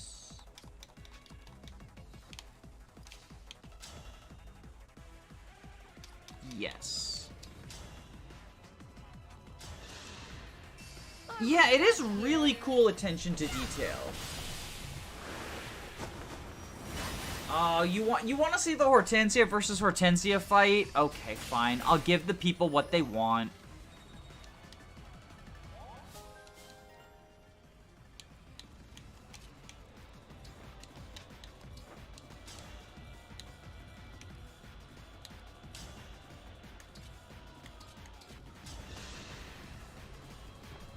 I'll help. Diamant with the chain attacks actually dealing so much damage over time.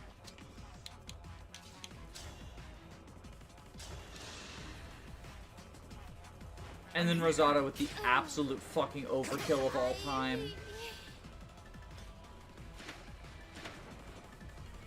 White.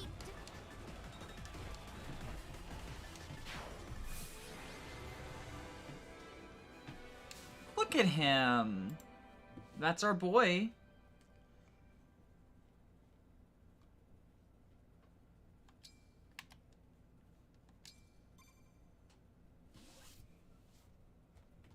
Rosado's saving the day once again. He is simply too powerful. Ivy, what happened? Oh, you've come back to me.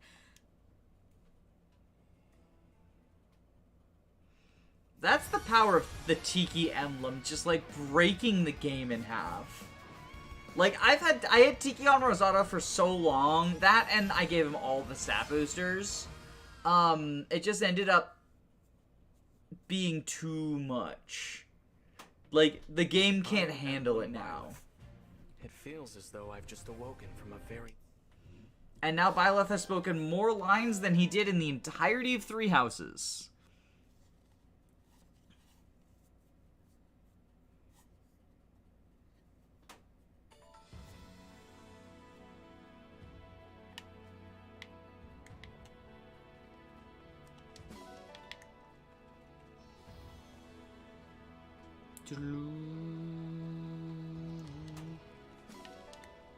I'm so glad they made Violet voice though, cause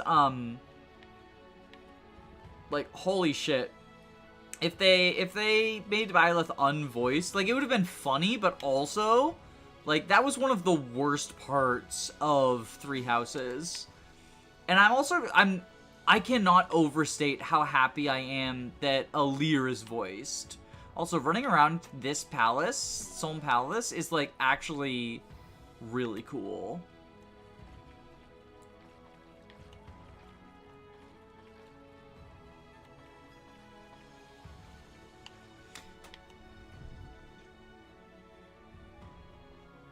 You actually like Byleth? Or almost like Byleth now. Okay. Yeah, now we have Celine.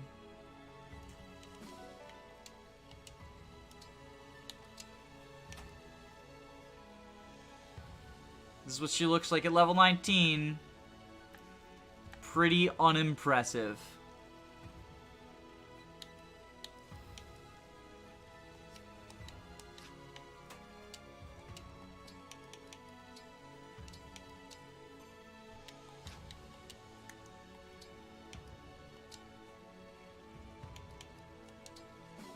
If anything, this run has shown me just how fucking bad the growth units in this game are.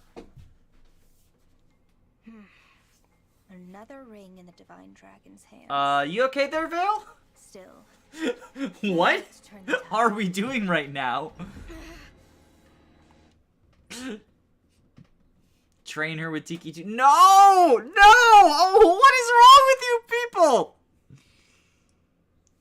I did not decide to stream on YouTube just so I could be tortured vicariously through chat.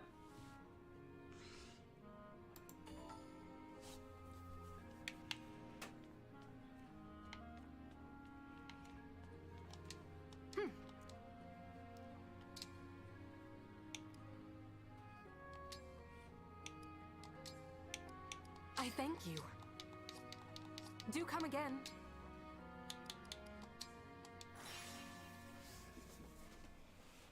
Okay. So we're not doing any more chapters, but we are if it doesn't crash.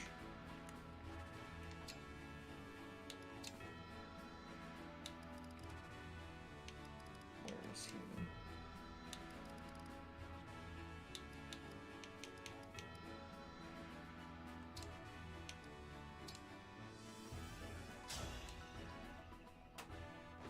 Right, I'll do my best. Saline General's a funny build. You should suggest that in the PMU then. Tactics worked. Victory for the cutest.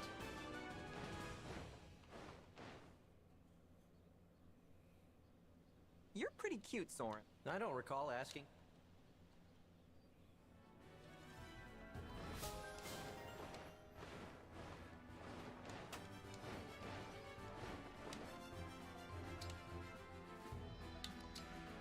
I don't recall asking. Oh, I fucking love Soren. I fucking love Emblem Soren.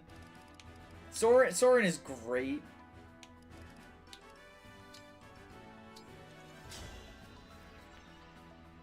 Who the fuck acts Rosado? I am Soren of the Grail Mercenaries. Your tactics worked. Victory for the cutest.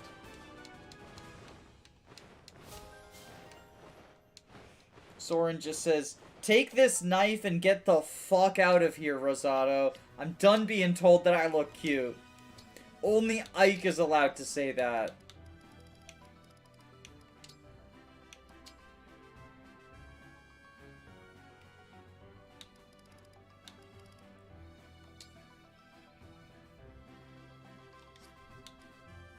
I don't think we have enough Lance users.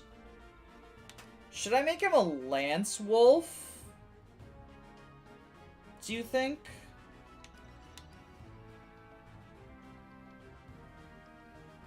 I have a lot of Axe users on the team. And I don't think I have enough Lance users.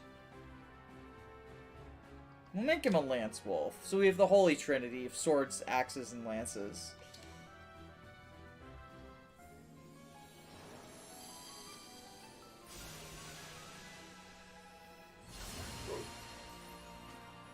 he gets a dark brown wolf. Okay.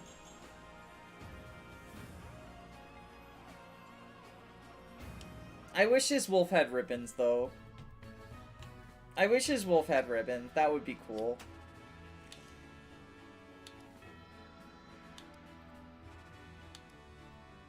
Who else needs to be a wolf knight?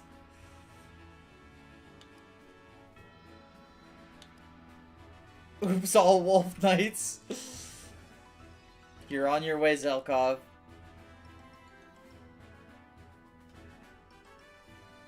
Rosada demands a pink wolf. True, though.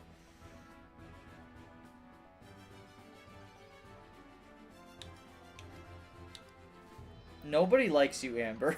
Nobody likes you. You're so bad. I hate you, Amber, so much.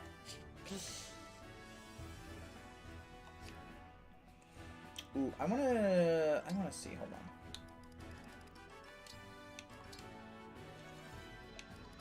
What would she look like as a wyvern? Oh, she loses 8 defense if she goes from general to wyvern? I guess I'm thinking of, like, in other games, wyverns are super bulky. Okay, maybe I keep her in general for a little bit, but I would eventually like to send her wyvern, maybe.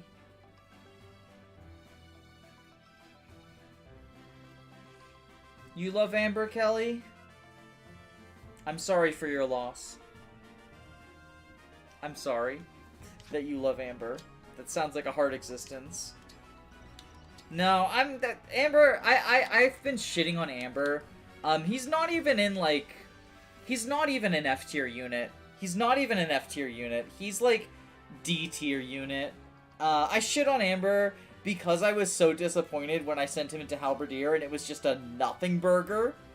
But, like, there are so many worse units than Amber,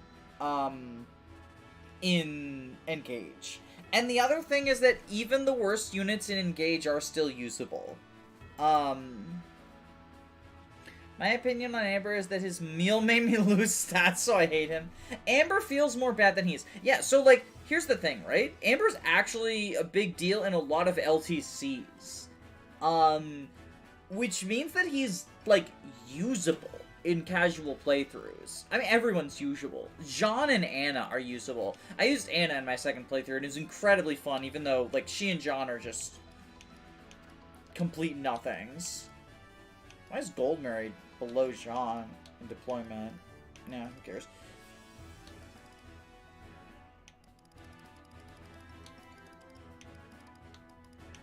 Like, I am shitting on Amber because when I reclassed him to Halberdier, he lost a bunch of stats and then was terrible. And so it's fun to shit on him as a result of that. But, like, it's important to remember everyone is someone's favorite unit. So, like, it's fine if you like Amber. I'm sure there are people who hate Rosado, and Rosado is, like, my favorite, and Lyndon's my other favorite. Even though I let him die in this playthrough. There have been so many deaths this playthrough. God, if we keep up at this course, Amber's gonna come off the bench and get a wolf.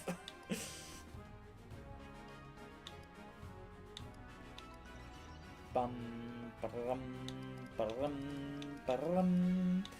I think that's it for today.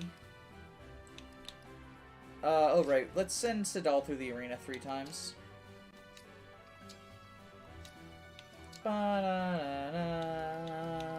Yeah, so I'm gonna be heading out, but if you want to watch Sidal go through the arena, feel free. I'm Lady Anna, the mysterious merchant. Hating Rosado is morally wrong. If you dislike Rosado for, like, shitty reasons, then yeah. If you dislike Rosado because, like, you don't like femboys, or you traditional gender stuff, then yeah, that's wrong. But, like, if you just don't like Rosado, that's fine. You're allowed to dislike. Oh wait, whoops. I meant to send Sidal in there. Bum, bum, ba-dum, bum, ba-da-dum, bum, bum, bum, ba-dum, ba-da-dum. Oh my, I'm still so weak. Victory for the cutest. Aw, you cute little wolf owl. Like, if you dislike Rosado just because you don't like him, that's completely fine. You don't have to like Rosado just because he's gender non-conforming. Like, because he's a feminine man. Oh. Kagetsu, we did not give you strong foes. I'm sorry, Kagetsu. So yeah, I mean, I love Rosado, but I think it's valid to dislike him.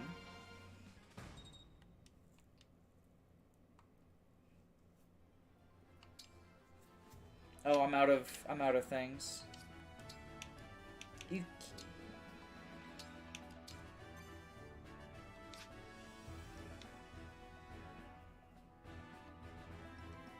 Yeah, as a unit, Rosado is actually very disappointing. As a unit, Rosado is very disappointing.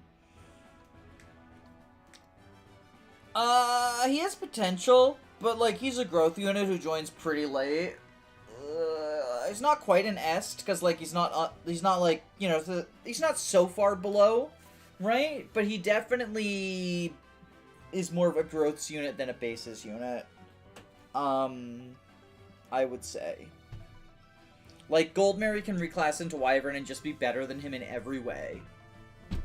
I can fix him, I just need Tiki. Well, I just need dinner. So, wait, no, not that. That one. This one. I'm gonna let y'all go. But, good night. I'm gonna go ahead and post the link again in case anyone is into the PMU idea. Copy pasta? And go ahead and hop over there if you want to submit characters, and go ahead and have a good night. Bye!